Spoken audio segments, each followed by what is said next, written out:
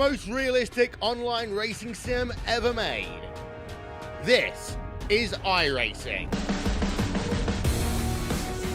Detailed laser scan tracks, fully dynamic real world cars, and over 50 series to choose from. 6 online world championships offering over $100,000 in annual prizes. This is the original esport racing game. This is iRacing.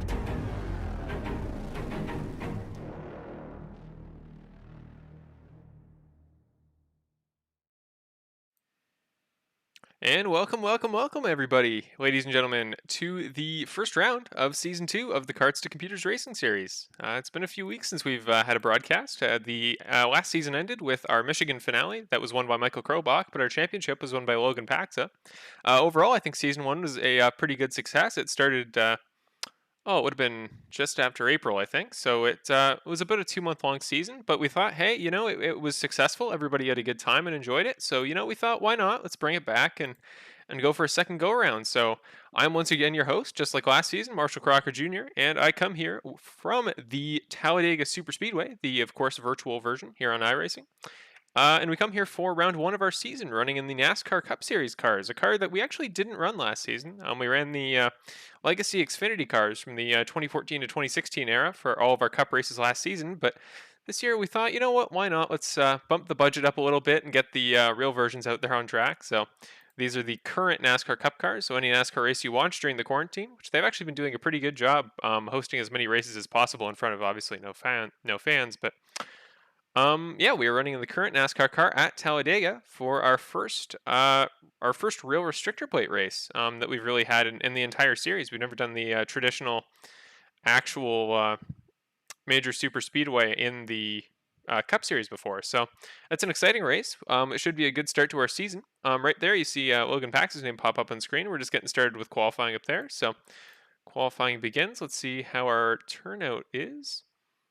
Not too bad. I think we are going to have about 11 or 12 drivers here in tonight's race, which still is not quite the amount we would have liked in a perfect world here. But, at the start of the season, a lot of people are still busy. As many of you that are maybe parents of karting drivers here locally in Ontario, you'll know that their season is just starting to get going again. People are starting to get back out on track.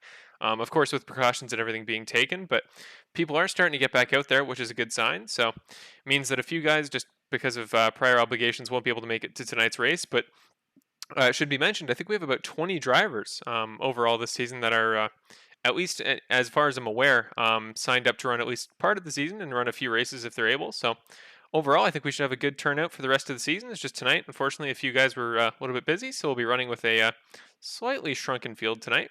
But it is important to note that we don't have any pre-race things to go over before our race starts. Of course, we don't have any race recaps to do like we normally do because we haven't had a race this season. Overall, it's just important to talk about the different kind of racing we're going to see tonight, and also kind of the different dynamics we're adding to Season 2 of the series. So the first thing to go over for Season 2, it's still kind of in its beta phase. We're still trying to get it all figured out, but this is the first time we're doing a teams format for our Constructors Championship. Teams basically meaning that every team is split up into 2 drivers, or at least every team we've created so far. Those 2 drivers will share points in the Constructors Championship in our 15 race season this year. This is actually an extended calendar season from the last one. Last year may have been 10 races. This year we're extending it to 15. And in that 15 race stint, the team, that is being 2 drivers, with the 20 best combined race finishes, meaning that 10 finishes for each team will be dropped, whether it be because they don't show up, or because they just don't have a successful race, or they don't finish, or whatever it may be. But in that circumstance, we would just get rid of those 10 races, and only the 20 best will count for each team. Now, not every driver running out here is on a team tonight. Andrew Bedrosian, one of our drivers, who just running on a solo team right now. He, at certain points, it looks like he might have one, but as of right now, he is running an individual solo effort on his own, as well as my father, Marshall Crocker Sr., making his we're kind of returned to the series. He missed a few of the last few races of last season, but at least for now, this is kind of a one-off, and we'll see if he comes back to the series full-time after this. But, well, overall, those are our only 2 individual drivers tonight. But our teams for tonight, I was going to wait until we get the results graphic up, but may not have the time. It is important to mention that our team names are still hard at work. So I tasked everybody to come up with one, and not everybody came up with an official team name as of yet. But it should be mentioned that everybody is also, in theory, going to have similarly colored cars. Again, as of tonight, not everybody does, but that's okay because it's been a busy few weeks for people. So hopefully going forward, we'll have everything a little bit more uniform. Our race broadcast Sunday, as we move to the IndyCar series, hopefully we'll have everything worked out there. So aesthetically, all the teams will look identical, and we'll get the dynamic going proper. So as for who the teams are this season, your first team will be Michael Krobach and Rich Foligno. So Michael having a very successful season last year. He's currently our pole sitter, at least provisionally here. He is quite the oval master himself, so not necessarily a surprise to see him doing so well in qualifying here, but himself and Rich Foligno make up the first team. They are Loud Pedal Motorsports Blue. Loud Pedal Motorsports, of course, for those of you that don't know from last season. Michael Krobach, Devon Crosby, and Josh Gallagher, who I believe is running tonight's race but isn't quite here yet. As of right now, yeah, he's showed up. Never mind. But yeah, so they in their own time run in their own professional iRacing series that they do, and they run under the banner of Loud Pedal Motorsports themselves. So they brought their own team over into our series. So there's Loud Pedal Motorsports Blue and there's Loud Pedal Motorsports Green. Blue is made up of Michael Krobach, who again was our runner-up last year in the championship standings, losing out narrowly to Logan Paxson the last few races of our season. But the other driver on that team is Rich Foligno, who I talked about him quite a bit in the last few races of last year, but he was the guy that by the end was definitely showing some good momentum and had some absolutely great finishes end of the year. Summit Point race we did, he had done really well. And then even at the end of the season at the Oval, I can't remember exactly where he finished at Michigan, but overall he had a really good end of the season. So I think that could be a strong pairing for this season in terms of points. The other ones to go over, we have Devon Crosby and Josh Gallagher. Josh Gallagher, who just showed up, hasn't been able to run a qualifying time yet, but hopefully he will be able to before the session's over. Oh, not him that just popped up, but yeah, so Devon and Josh, who are actually real-life Loud Pedal Motorsports teammates, will form LPM Green, or LPMG, as I'll probably be calling them most of the year. The graphics might not completely show that yet. I'm trying to get that all sorted out before the race right now, but yes, going forward, we will be having those two Loud Pedal Motorsports affiliate teams as part of our Constructors Championship. After that, we have a pairing that I think I did specifically for those of you watching out there. It just made all too much sense in terms of points. It was going to be a team that I thought could compete well with others, and another pairing of drivers that had, well, very successful seasons last year, kind of in a different way, but Logan Paxson, Logan Ferguson forming kind of Team Logan Motorsports, as I've unofficially called them as of right now. But the two Logans will be teamed up on a team for this year. Logan Paxson, obviously your season 1 champion in the series. He just had such an incredible year last year. Kind of a road course specialist himself. I think all of our road course races, he was kind of a tier ahead of the rest of the pack when it came to pure race pace. So he was just so quick out there on the road courses. But I mean, if there's any kryptonite I could possibly see for him this season, it's these ovals we're at right here. I mean, he's qualified second right now, and he's incredible at Indy to start our season last year. But I don't know. There's a lot of strong oval talent this season. So with more ovals on the calendar this year, you can think, well, maybe it won't be maybe such an easy path to the championship like it was last year, seemingly for him, because he had an incredible year. But Logan Ferguson, actually more of a dirt specialist from my interactions with him, at least regarding his racing experience. So for our dirt tournament last year, he had a really good showing, fittingly, because he does have a dirt background. But Logan Ferguson and Logan Paxson will be teamed up, and that's another pairing I think should be very successful this year. Other than that, Jean Garrett and Manuel Garrett, the two brothers, will be teamed up as well. They are forming Diabolique Motorsports, which I think is a very cool name. Or Diabolique? I don't know.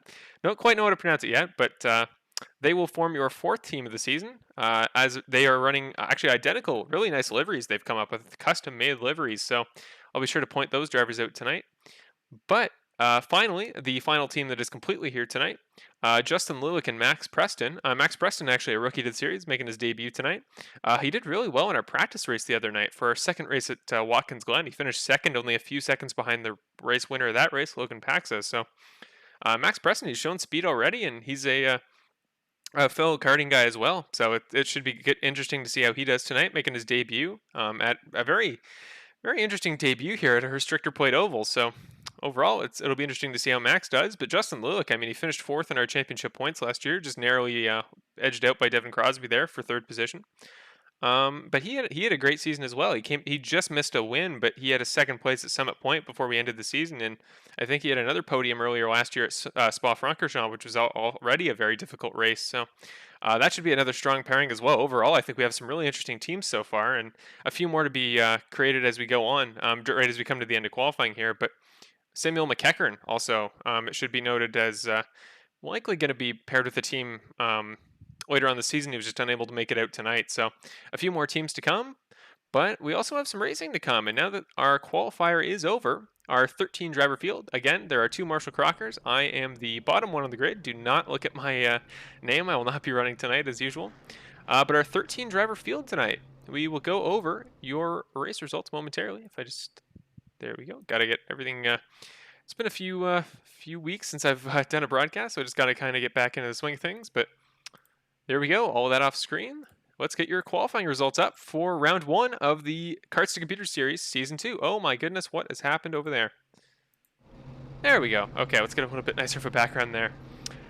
On the pole for the Talladega 300 in round 1 of our season, Michael Krobach will take the pole for, I believe this is his 4th time in an oval race we've run taking the pole in this series. So he's kind of our pole specialist himself. I know, as I mentioned earlier, road course is kind of Logan Paxson's thing, but well, when it comes to the oval configuration, Michael is just kind of tough to beat at tracks like this, especially, I mean, restrictor plate tracks are kind of a place that he shows a special level of talent. Just in our practice races, he seems to have a really good knowledge of kind of pack management and driving in different lines and running 3 or even 4 wide with some drivers. So he's got a talent here, and it'll be interesting to see if everybody is able to keep up with him tonight. But speaking of keeping up, only 3 thousandths down in his qualifying time as Logan Paxson is starting on the outside of row 1 there. Those two, I mean, the top 2 last season, really overall, whether you look at the championship points or not, they were a really tough duo to stop by anybody else in the field last year. So taking the front row to start off this season, let's see if maybe tonight we can have a new driver make it up into that top 2 conversation for the rest of the season. But on the second row there, Devon Crosby, the second of the Lad Pedal Motorsports drivers, a driver for the other Lad Pedal Motorsports team, it should be mentioned, the LPM Green team there, hence the green paint livery he'll be running tonight. To his outside, we got Jordan West in that blue and orange Exalta car. Again, we will get all the colors figured out later, but we are getting ready to go green here as the gridding process ends, and we are about to begin our race. On the inside, on the inside of row 3, we have Max Preston making his debut tonight, qualifying in the top 5. Not bad for him. Justin Looook then on the outside of that row. The 2 teammates actually qualifying together. Let me just turn the volume in there a little bit. But the 2 teammates qualifying on the same row there, which means Justin Looook will start on the outside of row 3, making his... he's run well at ovals in the past. I was going to say his first time in the top 5 in ovals, but that is not true, and doesn't really have precedence to be. But as for row 4, Rich Foligno starting on the inside there, another Lad Pedal Motorsports guy, a teammate of Michael Krobach, your pole sitter. On the outside of that row, Garrett, the first of the 2 Diabolique Motorsports cars, or at least he should be. The order's kind of messed up here. I think this is Manuel Garrett we're on board with, actually. But Garrett, here he is here on the outside. Garrett will start in 8th position. Starting 9th will be Manuel Garrett on the 5th row. After him, it is Josh Gallagher, who did manage to show up tonight, the other LPM Green teammate there in the Mountain Dew. I'm trying to remember his number. I believe it's number 6. The number 6 car there.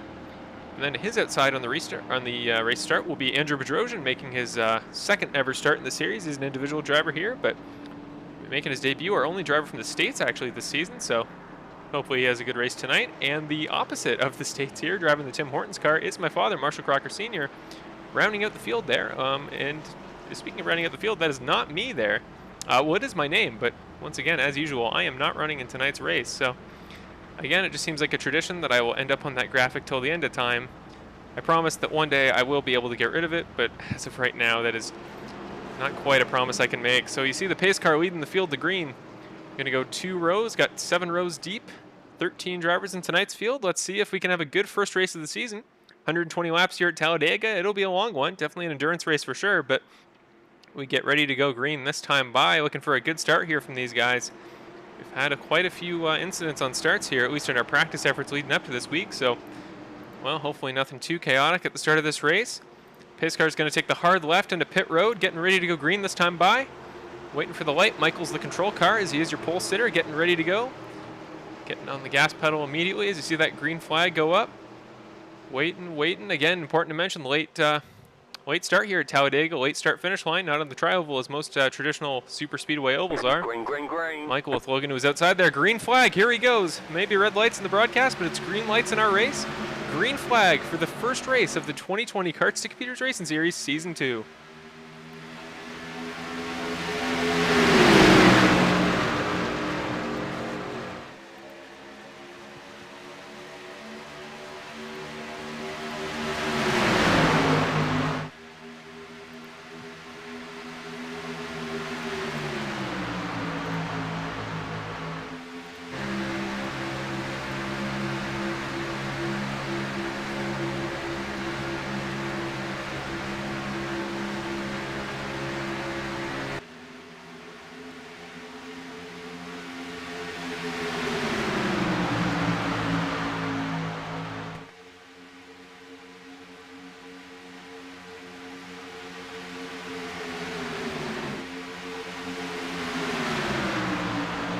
And with that, one lap down, 119 to go for the rest of our first round of the 2020 Karts to Computers Racing Series Season 2. Devon Crosby, important to note, has already jumped to that low line right in behind Michael Krobach. Made the pass there on Logan Paxson early in the very first lap of our race. Behind him, Max Preston already moving up one position from 5th, slotting into that bottom line. Top 4 on the inside line there, but up top we have, I think that's Justin Looook being pushed by...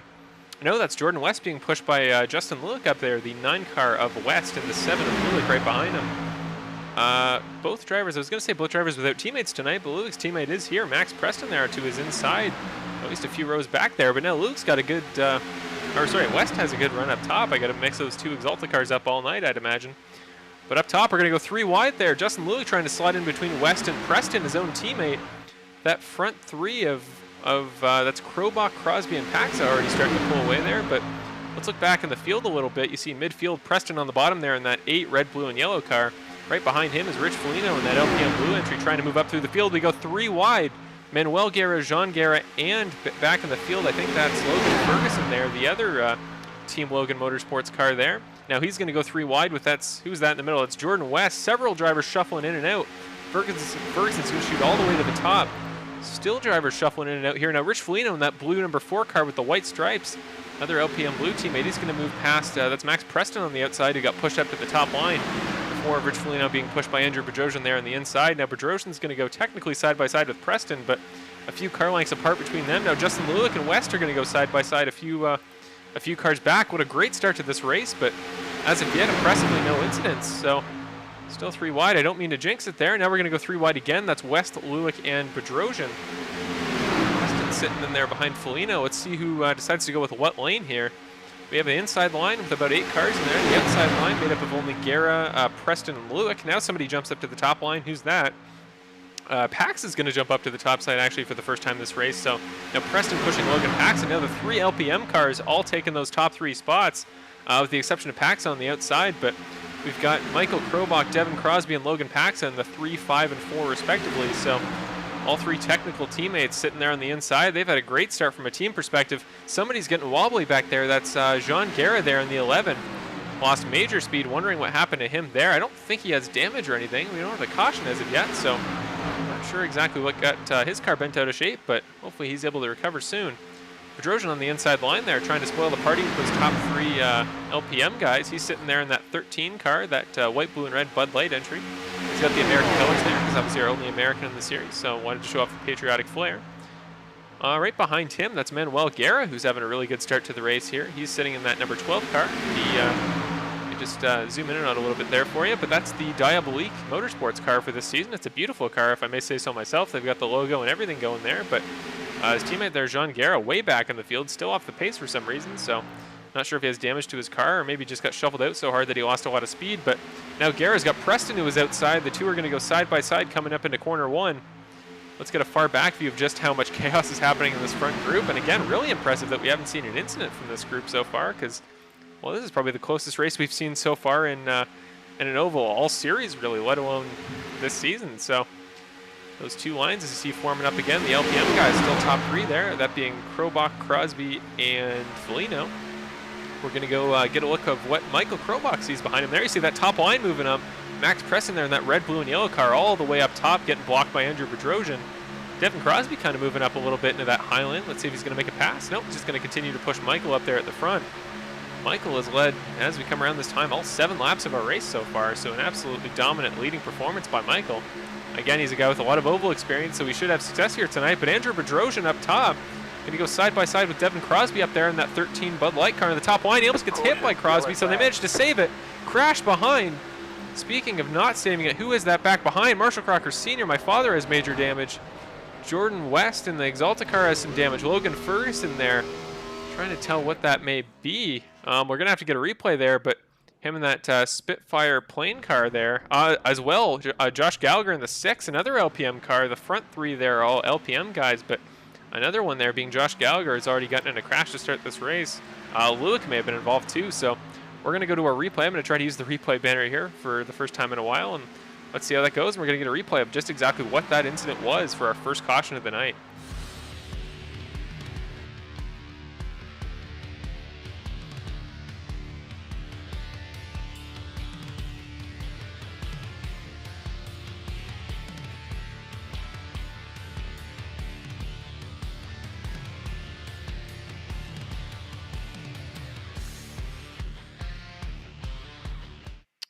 And looking at the incident here, we see them go 3 wide. I'm trying to tell exactly who started that. We're looking a little bit too far ahead in the field, but it looked like Josh got tangled with somebody on that incident. Let's see who exactly that was. So maybe we can get a closer angle here.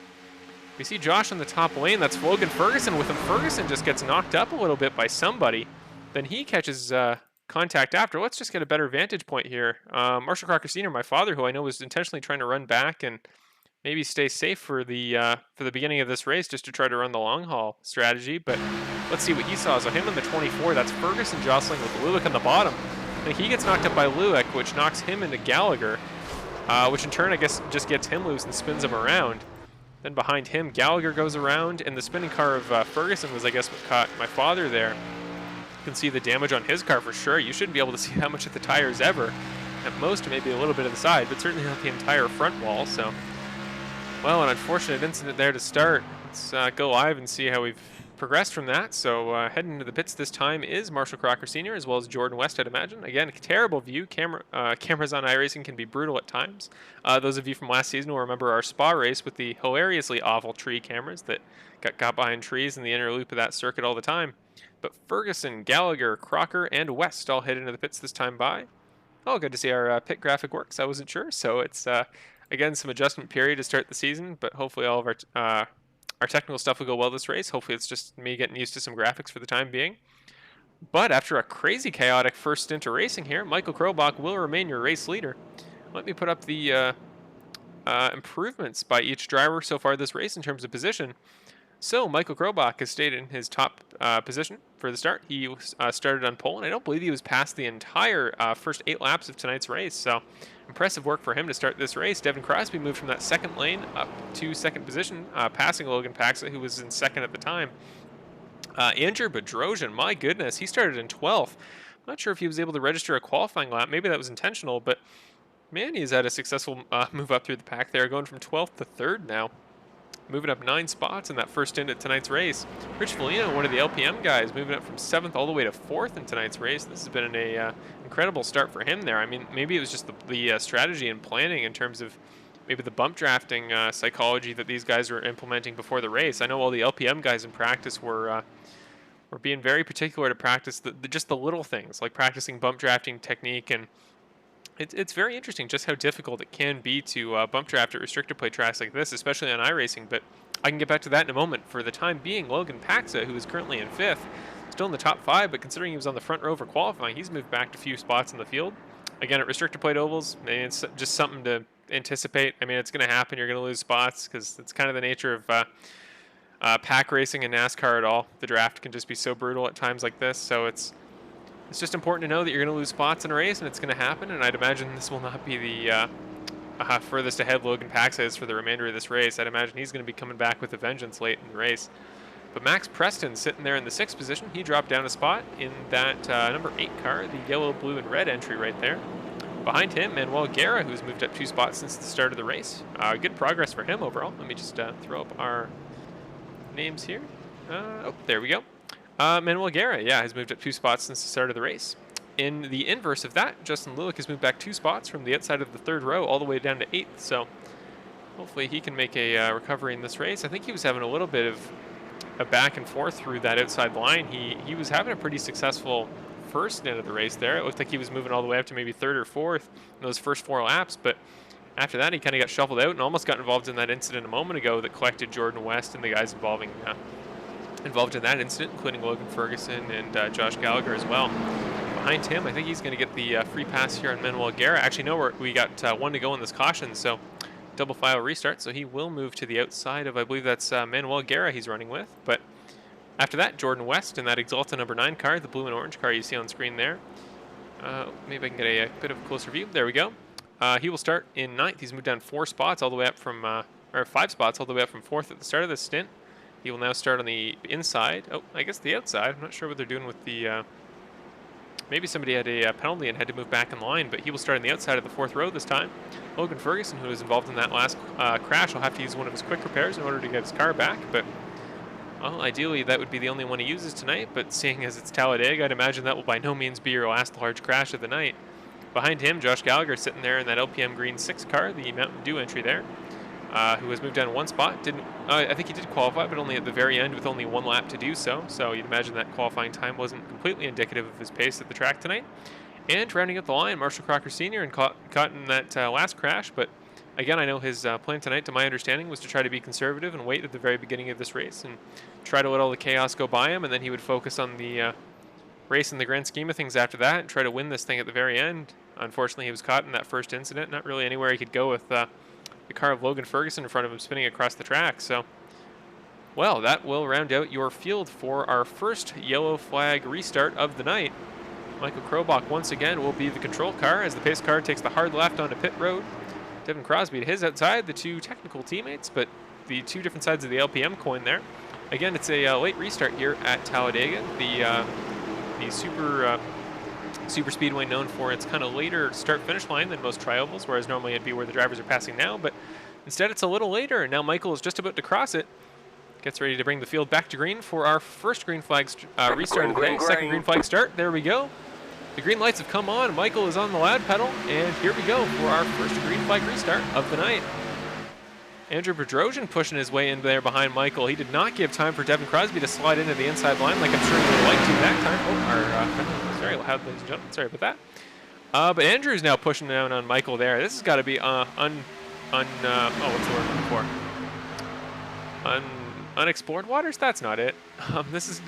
Generally this just has to be new for Michael, because this entire race he's had Devon Crosby as his pushing buddy, and well, now Devon's got Rich Foligno there on that top line, the 5 and the 4 car up there for 5th and 6th position currently. But Andrew giving Michael a big shove. This is new for Michael because, you know, it's very interesting how different drivers can push in different ways. And again, later I'll get into the dynamics of how that works at a super speedway track in NASCAR like this one. But that front 3 group of the 3 of Krobach, the 13 of Bedrosian, and the number 1 car of Logan Paxson, who's already moved up 2 spots in this restart in our first lap. They've already started to pull away. That 3-car group they're going places, but behind them, Manuel Garrett has already moved up to 4th again, kind of sitting in his own in between the 2 packs in front of and behind him. Good to see that he's had a successful race tonight. I know I don't think in his experience and his background he's necessarily an oval guy, but Talladega is kind of the sort of oval that can bring a oval racer out of anybody, so good to see that he's having a successful start to tonight's race. Behind him, Max Preston, when the camera pans, there we go, in that 8 car in the red, blue, and yellow entry. He's trying to chase in behind him on the inside line, but he's got Justin Looock breathing down the back of his neck there in that 7 car. The Exalta Jeff Gordon entry there, the 7 driving in right behind him. Those 2 are teammates as well, so interesting to see if maybe they'll hop up to the top line and Justin will maybe try to give a shove to his teammate Max Preston there. Behind them, the other Diabolique Motorsports driver, that's John Garrett sitting there in the 11 car. He's also kind of running on his own. Everybody really on the inside has started to spread out. The only 2 drivers on that top line are Devon Crosby there in the 5, and you see right behind him Rich Foligno in the 4. The 2 teammates that I know are very successful and very talented at bumping each other when it comes to getting good runs off of the backstretch here, but unfortunately from the outside there's not really anything they can do at the moment. They just don't quite have the momentum to move further up. They'll probably have to slide into that inside line and think about a different approach late in the race, but now Justin Looock and Max Preston, the 2 teammates, they're trying to come up with some sort of team dynamic happening here. They're going to go to the top side, and what would be happening here, ladies and gentlemen, and how the draft works here at Talladega, I'll zoom in here on Preston and Looook there in the background for you. But what their plan would be at the moment is that Preston would run as quick as he could through the corners, trying to keep a smooth, consistent line, which would allow Justin Looook behind him to stay in his draft and keep kind of the arrow pull happening up towards him. We see Manuel Garrett kind of getting in the middle row there. I'm not sure if he's trying to hop up to the top side in front of Preston or if he's just going to get a little bit too big of a run. But what would happen is Looook would suck up to the backside of him through the corner, and then when they got on the straightaway here, he'd get a big push from him down the straight. Bedrosian's actually going to be phased out in the line in front. Now he's going to move to the outside, and you see just how big of a push he gets. Somebody flips around behind. That's John Garrett completely losing the back end of the car there. Let's see if anybody else was involved in that. Not that I can tell, but our second caution of the day, I would presume. I can't quite see if it's happened yet. There it is. So, wow. I mean, our second caution of the night, John Garrett, just let's see how his damage is doing there. Actually doesn't look horrible, but certainly bad enough that it'll need to be fixed. But let's get the replay going there. Again, we use the graphic at times tonight, but sometimes you just want to go back and do a quick check on what just happened. So you see John Garrett on the inside there, hops below the yellow line in that number 11 card, chasing down Manuel Garrett on the inside. But I think that's Jordan West that just hooks his back end, but it was weird because I thought they were, if anything, I thought they were drafting in with each other. I didn't think it was a scenario where he could have gotten his quarter panel like he did, so we'll have to look from the chopper cam to see what happened there. I think John just hops to the top line. Jordan hops to the bottom. Yeah, it looks like just barely a bump draft gone wrong. He just didn't quite square it up well enough, and with that, he kind of gets in his back quarter panel and sends him around there. Tough luck there for John Garrett. I think this should be only his first quick repair of the night that he's had to use. So luckily he has one more in case of another big one like that. But it is tough luck at the beginning of that second stint there for him. I know he was actually running pretty quick in that inside line there. Everybody had kind of phased out on the inside, so he was in a comfortable spot. Certainly not one that looked like it could lead to any incidents like that. So luckily though for the rest of the field, just a one-car collision there, and well, we head back up to the front of the field where now Logan Paxson has retaken his spot in second on the grid. Michael's going to head into the pits this time by. Michael Krobach followed in with Andrew Bedrosian there behind him. That's Andrew. Jordan's a little bit back in the field. Max is heading into the pits in that number 8 car there. Behind him, Justin Looook also comes in. Josh Gallagher for his second pit stop of the race. He pitted a moment ago for damages, but this time presumably just for tires and fuel for late in the race. Another one of the LPM guys, presumably they've got a chat going in the background. They're trying to coordinate their plan for the rest of this race when it comes to, tire strategy and fuel strategy and things like that. That's the wrong pit lane view. There we go. Let's watch the race off pit road, which actually shouldn't be much of a race. I think everybody came in with a decent enough gap between them. So Michael will come out in front. Josh Gallagher actually comes out in second. He leapfrogged about 3 cars, I think, for position. Look at the close battle off pit road we had there. That between Preston, Looook, and Foligno there. Crocker will come out of the pits, followed by Bedrosian, who had a very long pit stop that time by. Crosby still in the pits. Doesn't look like he'll come out ahead of John Garrett in the 11. So Garrett took damages and will still come out ahead of Devon Crosby somehow. Presumably just drivers taking different amounts of fuel and maybe different amounts of tires. But I wouldn't have thought I'd come in for tires in lap 16 at a race at Talladega. It just seems a little bit too early. Compared to most races, I mean, Talladega really doesn't require tires all too much. So, nope, doesn't look like we're going to have Devon Crosby coming out anytime soon. Maybe he's just trying to fix extra damages that he doesn't want to spend a quick repair on. So with Michael Krobach coming in that time by, unless Logan Paxson were to pit now, he would be your leader for our next green flag restart here. This will be the first lap he's led all race. Important to mention that the bonus points from last season I think do still carry over, so he should still get an extra bonus point here for leading a lap at all in this race. Would have thought though that I think most drivers, maybe not most, but I think quite a few drivers will lead laps in tonight's race at Talladega. It's kind of a rarity not to at some point, as long as you're running in that front group and generally have a good pace to your race to the point where you could get pushed up and make a pass for the lead at least for a lap or two to get that bonus point. So, well, with this second of 2 cautions in tonight's race going on as we speak, I'm going to take a brief break, maybe throw it to commercial for a moment, and then we will be back momentarily for your second green flag restart of round 1 of the Karts to Computers Racing Series Season 2. The most realistic online racing sim ever made. This is iRacing. Detailed laser scan tracks, fully dynamic real world cars, and over 50 series to choose from. 6 online world championships offering over $100,000 in annual prizes. This is the original esport racing game. This is iRacing.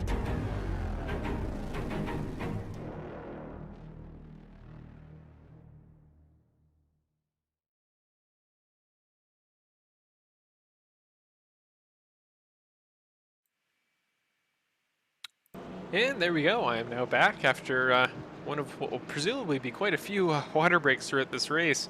With such a lengthy race like this one, it'll be quite difficult, especially without a co-commentator, as I thought I might have tonight, to go the entire race without needing water.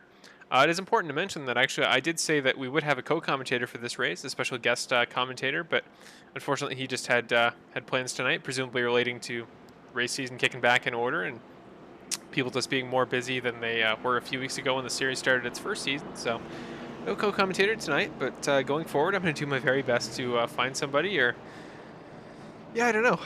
Hopefully for the rest of the season so far. I mean, we've had an exciting race tonight, so it's not even like I've necessarily needed one, but I mean, in the real racing world, those of you that have watched a real racing broadcast will know that traditionally they kind of have a color guy and a play-by-play guy. The play-by-play guy being, well, technically me, as the only guy calling the action, but the color guy is usually there to make little inferences about the race and talk about little aspects that the play-by-play commentator may have missed. And I guess for me, as we get ready to go green for the third time tonight in tonight's race, I guess you guys are kind of my metaphorical color commentator there. If there's anything that you guys happen to notice that maybe I don't, feel free to throw it in the chat there, and I will answer all of your questions. I'm quickly to note, David Pax asked in the chat how many quick repairs tonight. We just have 2. So 2 is kind of the traditional amount for every race this season, unless there's maybe an exception race that I think we need more, and then I will designate that to the drivers per race and let you guys know on the broadcast to start it off. But, well, we get ready to go green this time by. Logan Paxson will now take the field to green for the first time this race. He's got Manuel Garrett on the 12th card who was outside. Manuel's actually kind of getting a bit of a lead on there on the outside lane, so I'm not sure if he's just got big plans or he's just lagging back a little bit for the time being, but Logan Paxson getting ready to go green here. Let's head to a close-up shot of the field as we get ready to take the green flag. See Logan jump on the gas pedal here and maybe check the field up behind him because of how close they're running. Green. Still waiting. Logan's on the gas pedal. Garrett, who was outside, gets up to speed. Green flag for the 3rd time in tonight's race. Logan Paxson takes the field to a green flag start and leads, I believe, his 3rd lap of the race. Interesting restart that time. It looked like nobody really got quite as much of a jump as we did in that second one. Manuel Garrett actually got a pretty good run on him on the outside of Logan Paxson and slotted in behind him to form kind of a top 2 group with those top 2 drivers there. But behind him, Logan Ferguson has moved up to 3rd position. I don't know when that happened, presumably under the caution, but impressive work by him. He's got Josh Gallagher giving him a big push there in the inside lane. Ferguson's going to go up to block Gallagher. Aggressive move there. That was impressively aggressive at this point in the race. Only, what is it, lap like 19? So, only coming to lap 19 this time by. So they're going to form kind of 2 groups of 2. Logan Ferguson and Logan Paxson, the 2 teammates there in those 2 Spitfire entries, now going side by side for the lead. Ferguson, if Gallagher's able to give good enough of a push, may be able to lead a lap this time. Let's see if he's able. Let's see who gets scored as the leader that time by. Logan Ferguson did lead that lap, so he will get a bonus point. Now for the time being, Paxson takes the lead, but they're going to go 3 wide. 3 wide for 2 rows. Preston hits Bedrosian. Massive crash. Wow. Bedrosian goes around in that 13 car. Crosby's got major damage. My father manages to avoid it by the looks of it. No visible damage there. Up ahead, Rich Foligno. Does he have any damage? No, maybe cosmetically. Nope, that's just the design of the car. Couldn't quite tell there for a minute. But Preston went around big. He will definitely have damage in that incident, but well, we'll throw up the replay banner and see just what happened there. I mean, I know virtually what happened. They went 2 rows 3 wide, and that is always an aggressive and dangerous thing to do at this point in a race.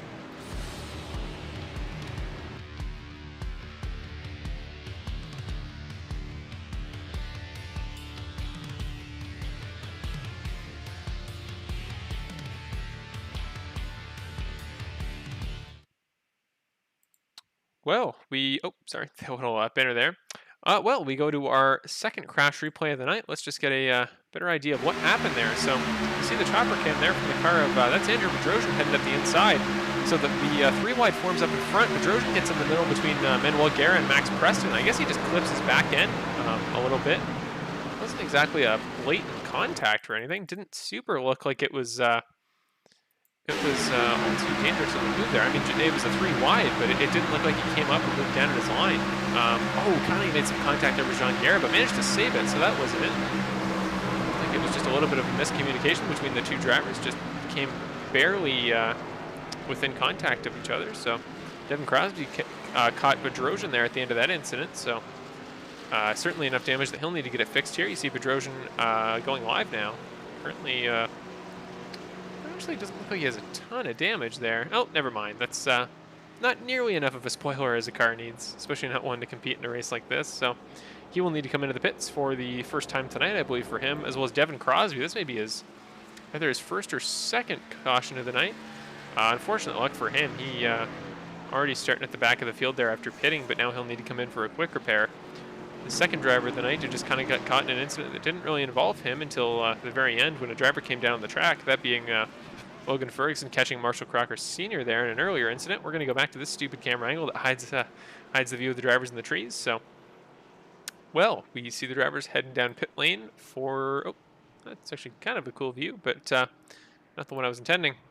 You're going to see Devon Crosby pull into the pits. No crew members, unfortunately, in this broadcast mode. Devon is currently seeing crew members working on his car. Actually, maybe he's not. He pulled through his pit box by the looks of it. Max Preston in behind him in the 8 car is going to pull in. Not sure what's happening for Devon, where his pit box is. The game was getting a little bit upset at him there, but now he gets the quick repair, and he will head off through the pits. Ahead of him, Andrew Bedrosian there in the 13 car will head out, take his first quick repair of the night, to my understanding. We're going to head back up to the beginning of the field because Logan Paxson now has Josh Gallagher right behind him. That was a very aggressive move there by Gallagher a moment ago. I mean, we saw the 3 wide move behind him fail, but the one that he did with Logan Ferguson and the 2 Team Logan cars to his inside and his outside, and kind of a Logan sandwich, it was intense. And the fact that he's come away with a second position from it is quite impressive. So Logan Paxson will once again take us to green on this next restart, but now he's got Josh Gallagher in the LPM green number 6 car right behind him. Behind them, Garrett still having a very good race, moved up 6 spots from the start of tonight's race, so he's had an impressive performance so far in general. Let's just put up the number of pit stops each driver's had tonight for context for you guys. So Josh Gallagher and Devon Crosby, both 3 stops. Kind of worried that would have been Devon's second quick repair, which means he's out of them for tonight, and if he gets in one more incident, well, his race is completely over. Never what you want to see here, but really, I mean, any race at Talladega is just a race all about endurance and what's the word I'm looking for? I've blanked. What am I trying to say? Oh man, I can't remember. Not dexterity. Why is that word in my head so often today? I don't know. But basically trying to stay on track as long as you can without damage, save fuel. Really, just think about the long-term situation you got tonight. I mean, we're only a 1/6 of the way through tonight's race, so still so much racing left to go. And I promise you, ladies and gentlemen, this may be a long race, but we will start to rattle some laps off once everybody can get some green flag laps put down here. But you see Manuel Garrett and Logan Paxson are the only drivers in tonight's race with no stops. Obviously at the bottom of the grid there, I have 0 stops, but I'm also not in the race because my graphics package refuses to take me off the graphic. Oh, but nonetheless, we look behind there, and then it's Logan Ferguson in the number 2 car.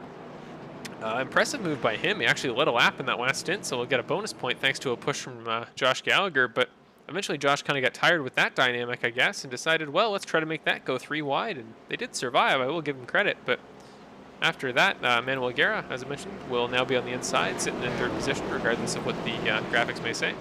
Behind him, Justin Looook, who I don't think he majorly factored into that last stint there. I don't think I saw him making any crazy moves, but really, to be fair, it's tough for a commentator to try to call this many cars swarming around each other at once. To his outside, John Garrett, the other Diabolique Motorsports car, the 2 Diabolique drivers, the 2 Garretts there in the top 6, both of them. So impressive racing by those 2 so far tonight. Actually in the top 5 currently, but obviously Looook is in the 5th position there on the inside. West, the other Exalta car there, sitting in behind Justin there. That's Jordan West in 7th position. Michael Krobach in 8th position, rolling off on the 4th row in this restart. Behind them, Marshall Crocker Sr. on the outside of Rich Foligno, the other LPM Blue teammate. So we'll have to see if the 3 and the 4, the 2 LPM drivers of Foligno and Krobach, see if they'll bunch up and try to get a line going between the 2 of them to try to draft, save fuel, and get some pace going to see if they can move back up to the front. Andrew Bedrosian sitting in the 11th position there in the 13 Bud Light entry. To his outside, Devon Crosby, who, as I said earlier, may have just used his second quick repair of the race, so he'll have to be extra cautious if he wants to finish the last 100 laps of tonight's race at Talladega. And currently rounding out your field, Max Preston, involved in that last incident there in the 8 car. So another driver who hopefully will have a clean remainder of the race and won't need to use his second quick repair. We get ready to go for our 4th green flag of the race, our 3rd green flag restart. Let me just take a quick drink here before we get going.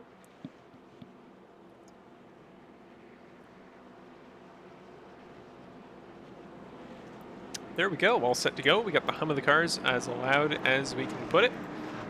Getting ready to go. You see all the whole heavy virtual fans here at Talladega. Certainly not social distancing at all, but as I saw in the chat, Keith Forcier saying that, well, at least the pit crews are social distancing, and you're right. I mean, nothing better than a telekinetic pit crew, is there? So, well, getting ready to go green. We see to the outside of Logan Paxson, who is your control car for this 4th restart of the night. That's Josh Gallagher in the Mountain Dew car.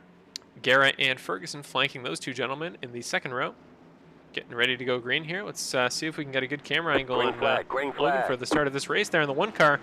He's on the gas pedal. Great jump by him, and an even better jump for Josh Gallagher. Going there for the 4th green flag of the night. Green flag, but Josh Gallagher, what a start for him. He may just make the pass clean and unopposed on the top line. They're going to go side by side. 2 by 2 here in that front 2. Josh Gallagher is going to get a great run off the backstretch here on the high line. Logan may have led under there for the first time, but he's got a run here. Let's see if he decides to slide under. No, they're going to go side by side. The 6 car, Josh Gallagher, may go completely over him as they head into turn 3. Doesn't look like he'll quite clear him here. They're going to have to go side by side.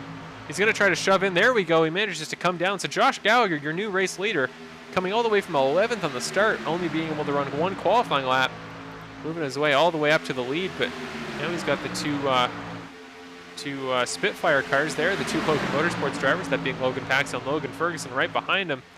And Manuel Garrett in behind 2 more Exalta cars. That's Justin Looook and Jordan West respectively. Then, as I foretold earlier, the 2 LPM cars are grouping up, but we've had another crash somewhere on track. Max Preston is going backwards currently. I'm not sure what happened to him there. Again, not quite enough time to use the replay graphic. Let's just check what happened there.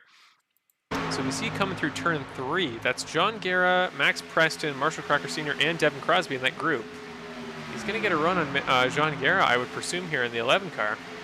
Oh, no, he was just trying to come into the pits, I guess. Oh, my goodness. Well, he just, wow, he was coming in there with a lot of speed, maybe a late commitment heading into the pits, and just wasn't able to woe it up in time. I know these Cup cars can be brutal to try to slow down at high speeds entering pit road, so knocked the pit cone there, and he successfully made his goal there. He didn't take any damage, and he made his way into the pits. So, well, with that's our 4th caution of the race. Hey, there's a it's a Miller Lite banner. I'm not sure which light car Bedrosian has actually. I thought that was the Bud Light logo, but maybe not.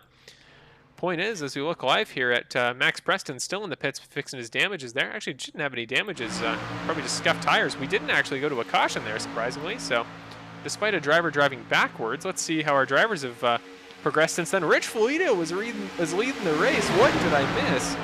Rich Foligno getting a huge push from Michael on the outside. It looks like, as I'd foretold, the 2 drivers there trying to, the 2 LPM Blue guys trying to get a little bit of a line going there on the top line. Well, now they push the right all the way up to the lead.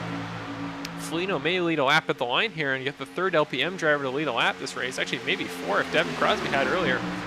No, Gallagher will lead the lap that time by the looks of it, but Bedrosian falling in behind Michael Krobach. Those 2, even though they aren't teammates of Krobach and Bedrosian, they've been kind of locked at the hip this entire race so far. To the inside of Bedrosian there in 5th position right now is Logan Paxson. That gray Spitfire car, but he's the one with the red number for those of you wondering. Now the 2 LPM Blue guys are going to head to the inside here.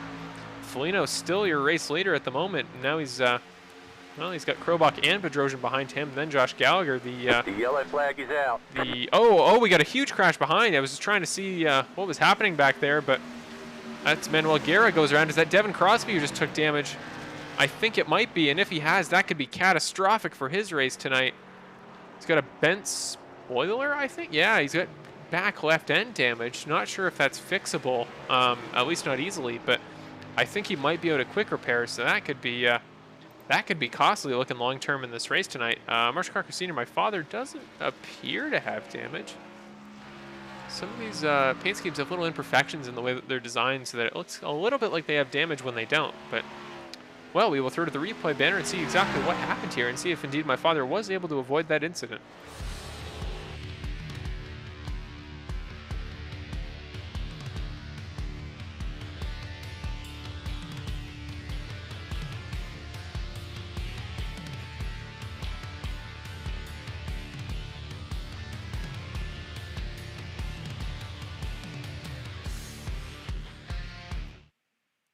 Well, now we, once again, this little banner is going to pop up, but let's see if we can get a better look at exactly what happened there in that caution. So we're going to go from the really far away blimp view, because I'm not exactly sure where this crash originated. Oh, it looks like it was John Garrett getting up into Justin Looook there on the top line. He ricocheted down into, that's Jordan West there in the other Exalta entry, and that's what sent them around. So now that we have a better idea of who to look for, that was Jean Garrett who kind of got that whole incident kicked off there, and his contact with a little too far back there. Oh, actually, he is. Am I lost? I think I'm confused. No, the caution had already come out at this point. Okay, well, let's head back and again try to get one more good camera angle if we can. Is this gonna work?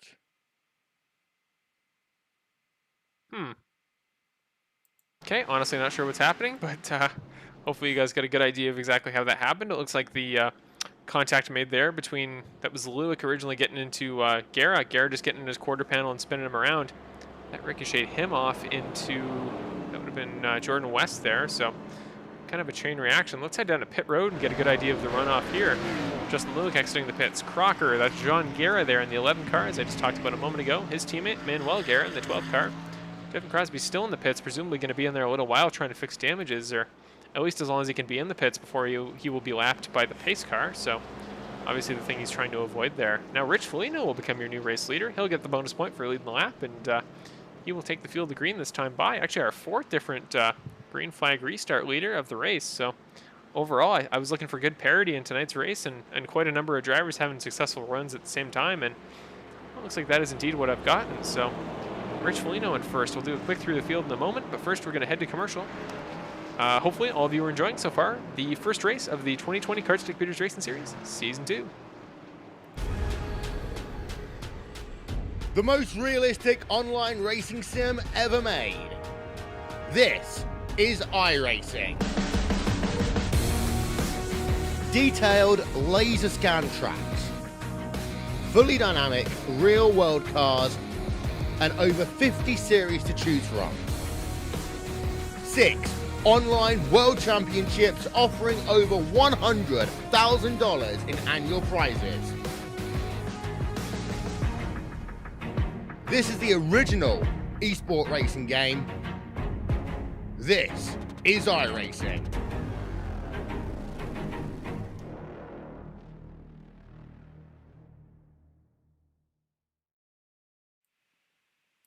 And we are back after our fourth caution of tonight's race, involving Justin Looook, John Garrett, and Devon Crosby, to name a few drivers involved. Overall, I think we've had a fairly clean race so far. You see in the background there, my father, Marshall Crocker Sr., pulling into the pits once again. Maybe he's just got lingering damage, or maybe he's trying to get every single lap he can out of his fuel. Maybe he's just pitting one more time. But as we come to lap 30, I think we'll restart on, depending on whether the pace car lights turn off this time by the start-finish line. Let's just check. Yep, they are off, so we will go green this time by. 2 LPM blue teammates will be inside and outside in that front row for this restart, unless they are going single file, which I think after enough cautions is the case on iRacing, where it'll just automatically put them single file, so not sure what the plan is yet, but for the time being, Rich Foligno will be your race leader. As I was mentioning, lap 30 of the race tonight, man, this is it's quite the endurance challenge for sure. We're already about an hour into this broadcast, and only a quarter of the way through the race, so this is a test of drivers' patience for sure. I mean, we've had quite a few drivers who, as of right now, even if they're attempting to be as what's the word?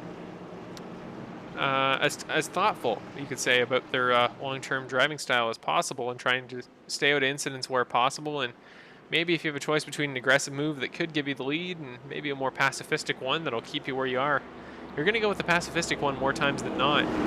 So far, that's worked for a few drivers. I think Rich Foligno's gone without a quick repair so far. Michael Krobach certainly, I think, has avoided incident. Same with Logan Paxson. So a few of the guys up front have stayed very clean all day, but, well, a few, whether they be my father, Marshall Crocker Sr., who just keeps getting involved in incidents, and not necessarily by any fault of his own. He just keeps being in behind them when they happen to happen, and just bad luck puts him on the wrong side of the 8-ball. I think he's had to use 2 quick repairs today so far. Max Preston as well, I believe, might have had to use 2 at the start of this race. So only a quarter of the way in, and several guys already have major damage going forward that they had to use quick repairs to fix, meaning by the end of this race, if we have one big, well, the big one, as it's known at Talladega here, one big crash that takes out a bunch of guys. That could actually be the end of their race entirely. So you always hope that isn't the case, but now we get ready to go back to the green flag this time. Rich Foligno will now be the control car with Michael Krobach in the 3 to his outside. 2 teammates will lead the field to green for our 5th green flag start of the day. Behind them, that's Andrew Bedrosian in the some sort of light car. I still don't know exactly what beer that is, but something light car in the, behind him in the 13. And Jordan West up behind Michael Krobach on the outside line. Rich Foligno is going to take the green flag, going green this time. 5th green flag start of the day. Very early start, actually. Wow, they were nowhere near the start-finish line when they went, but Rich Foligno got a great jump there with Michael Krobach right behind. The field will spread out more than they have all race this time, so Rich Foligno is going to take off. He's got Krobach behind him with a huge run. He's going to have to woe up unless he actually wants to go over him on that top lane. Bedrosian and Gallagher are all going to pack up to that front 4. Bedrosian, the only car out of those top 4 that is not an LPM Motorsports car, so you got to wonder if maybe if Gallagher there in the Mountain Dew 6 car will try to shuffle him out of line and make it an all LPM top 3, or not sure what his plan is, but looking back in the field a little bit, that's Logan Paxson trailing in behind that top 4 group there in the number 1 car. He's got his teammate there of Logan Ferguson, the other Logan Motorsports car there in the 6th position. I just don't think they quite have the run to catch up to each other and maybe try to make a push up on the outside lane to get back to the lead. So for the time being, maybe all these crashes have got to their head and they're just thinking, well, let's think about my race long term and try to stay out of as many wrecks as possible. So maybe this driving one by one on that inside lane strategy will hopefully keep the races a little cleaner and try to prevent any incidents going forward, or at least till the end of this race. So the 2 Diabolique Motorsports cars of Manuel and Jean Garrett there, those 2 lovely silver and yellow identical entries. Maybe you're going to get in a little bit of a pushing tandem here and try to move up to the front pack there, but they're already a few seconds back, as I can see. Yeah, about 3, and well, 3 seconds at a road course may not seem like a ton of time. That can be everything at a oval like Talladega, where if you lose the draft, you are essentially kind of done in that lead pack. But speaking of the lead pack, look at how close these drivers have bunched up now. I mean, I prophesized a moment ago that the 2 Logan Motorsports cars may try to team up and move to the high side. So Paxson will lead the charge on that one. He's got Ferguson kind of swerving in and around and behind him, but, well, we'll see if he is indeed able to make the push work. He's got the pull up to Logan. He's going to get a huge run on the outside. You see him almost go completely over top of him, but he'll check up a bit. He is still swerving back and forth here. I'm not sure if he just has his force feedback up high in his wheel, and that's the case, or not sure what's happening there. But the 2 Garretts, that line a few cars back, has now passed Jordan West there in the Exalta car you see in the rear of your screen. So those pushing packs do work if you use them properly, and for the time being, that doesn't seem to quite be the case for the 2 Logans, as now Justin Looook is going to go completely by Logan Paxson. The 2 Logan Motorsports cars, I guess, got to square up their pushes a little bit cleaner if they want to actually make progress in that top line. Now they're going to slide in behind this main 7-car lead group we've got here.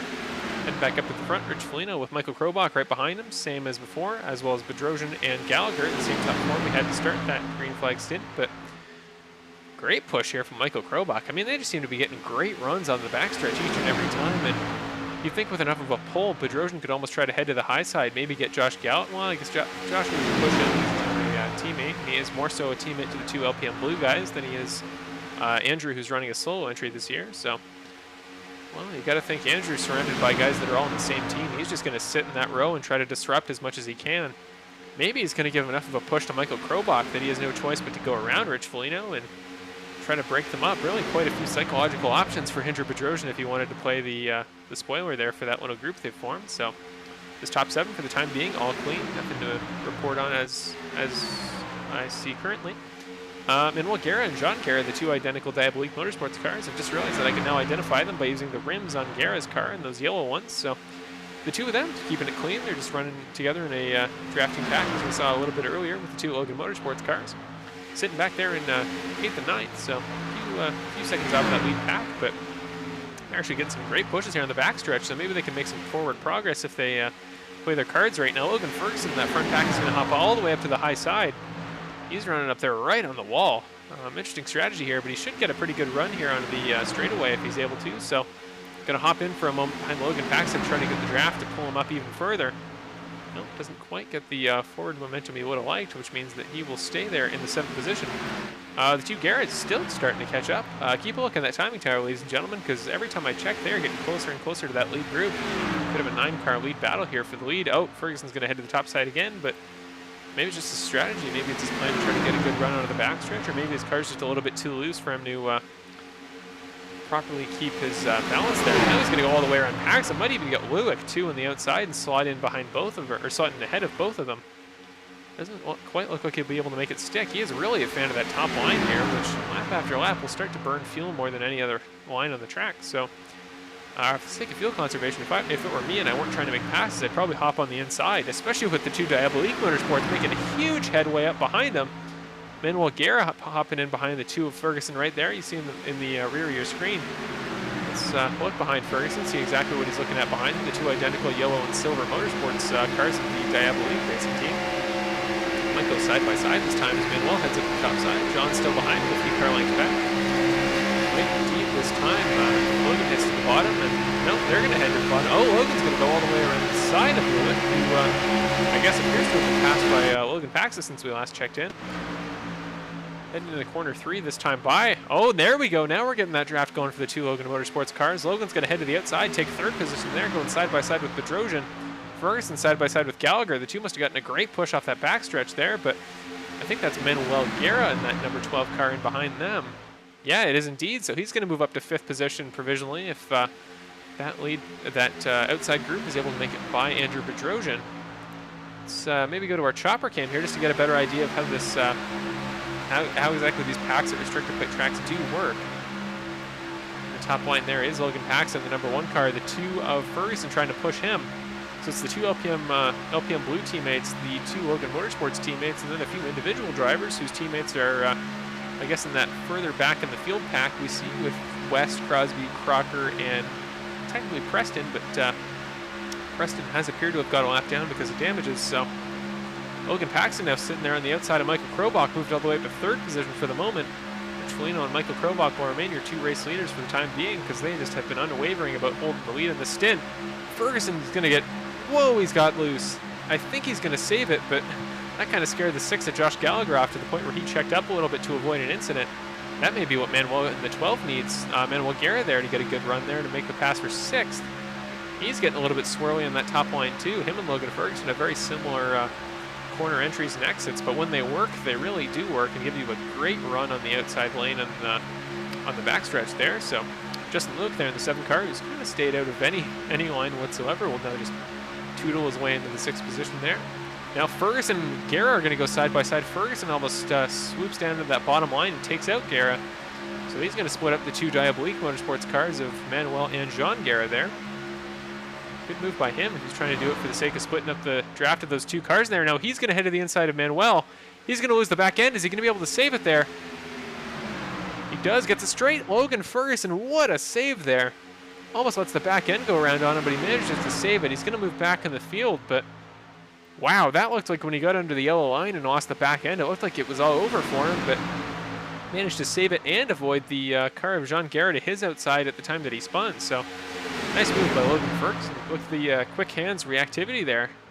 Maybe it's going back to maybe it's that going back to racing that's helping him out so much. I just realized this entire time that racing line's been on, and now I feel bad for leaving that up. Let me just pull that off the racetrack next time we go to commercial. But the front two cars of Michael Krobach and Rich Foligno will remain your top two. Behind them, Andrew Bedrosian now starting to get a push from Logan Paxson. Let's see if that's a strategy of his going forward. I mean, Logan Paxson's teammate Logan Ferguson kind of getting almost completely taken out. Now he's going to head to the top side of Jean Garrett there. That was kind of a dangerous top line re-entry there. Logan is making some crazy moves to try to get back to the front here, but hey, if they work, they work.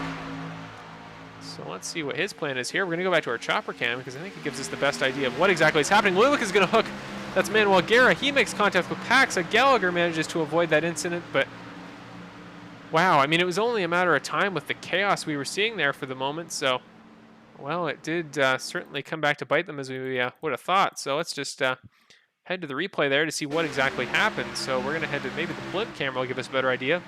On the outside line, you see Justin Looook heading to the inside there, kind of forming his own third line, but hooked the back end of Manuel Garrett. Manuel made a little bit of contact with Logan Paxson, and then the rest of the drivers seemed to just speed off, and even Garrett didn't come away from that with too much damage. So, well, overall, this has been a chaotic race for sure. I believe we're under caution here. Oh, we're not, surprisingly somehow. Apparently, Garrett spinning completely around wasn't enough to bring it out, so Now a top 5 group for the lead there, that being Rich Foligno being pushed by Michael Krobach. Andrew Bedrosian right behind him, still locked at the hip with Michael Krobach there. They've kind of been drafting buddies this entire time. I mean, Michael's a reliable pack management guy who is able to draft well with others, so not a bad move, I'd say, for the individual driver there of Andrew Bedrosian.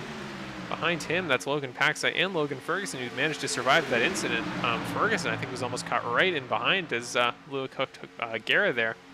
Not sure if Looook survived the incident. It looks like he didn't. Looook also has damage as well. He is in the pits currently, I believe, and hopefully he does have quick repairs left to rejoin the race. He's been in the pits a long time, so I'm wondering if that is indeed not the case. And behind them is John Garrett, the other of the 2 Garrett cars, the one that did not just spin a moment ago. The other Diabolique Motorsports teammate of Manuel Garrett is in the pits. I believe he just came out of the pits currently to fix damage resulting from that crash. But then behind them, Josh Gallagher, who got split up from his 2 other LPM teammates leading the field there, the 4 and the 3 of Foligno and Krobach respectively. So overall, some very interesting mind games being played by these guys right now. They're probably going to head into a single file line this time, and I may take a quick break just to maybe fix the racing line, because that's starting to annoy me, and I didn't even realize I had it there. So we're going to head single file this time. Let's wait until we get a little bit cleaner of a moment, and then I'm going to take a quick commercial break, and we'll be right back. See Justin Looook re-entering the track, so luckily he will be able to finish the rest of the race, but well, it's a little bit too side-by-side maybe to take a commercial break, so we'll wait a moment and see if we can get a more opportune moment to do so. He's going to make contact there that time. Who exactly was that? That was Ferguson, I think, making contact again with Garrett. So Ferguson just kind of has a bit of a loose, unwieldy race car there on the inside. It feels like every time he gets too big of a run and tries to check up, he just loses the back end. He gets on the front of Logan Paxson, and now I think he's losing it behind. Logan Ferguson might bring out another caution. Heads to the inside wall there, just misses it, manages to regain his footing. He actually did manage to save that once again. I'll have to do a quick replay. Let's just check up front to make sure everybody in front is okay. They do appear to be, so do we have a caution this time? It now shows up that Ferguson has stopped on the racetrack. Has he lost his engine? I'm not sure exactly why he's slowing down here. He's waving the tires, trying to get the car to go. His engine has just completely died. Well, that is a tough break for Logan Ferguson. His car is just stalled, so I'm not sure if they're going to bring out a caution or what, because pit road is now completely unsafe to enter. He's right in the perfect line you'd want to enter when you're taking your way into pit road. So you'll see him in the background here as the lead pack heads by. Yeah, that's him just sitting in the pit entry there, so not exactly sure what is happening with him. I think he's just completely lost his engine. Must be the case. So, well, hopefully I will update you in a moment. No, he appears to have needed a tow back to pit road. So, tough break for Logan Ferguson. Hopefully he's able to get that figured out, and hopefully he does have a quick repair left, because by the looks of it, his engine is completely dead for this current iteration of his race car. So, the lead pack will form up into a single file line. We're going to go to a quick commercial break, and we will be back momentarily with round 1 of the Karts to Computers Racing Series for Season 2. The most realistic online racing sim ever made. This is iRacing. Detailed laser scan tracks, fully dynamic real world cars, and over 50 series to choose from. 6 online world championships offering over $100,000 in annual prizes. This is the original esport racing game. This is iRacing.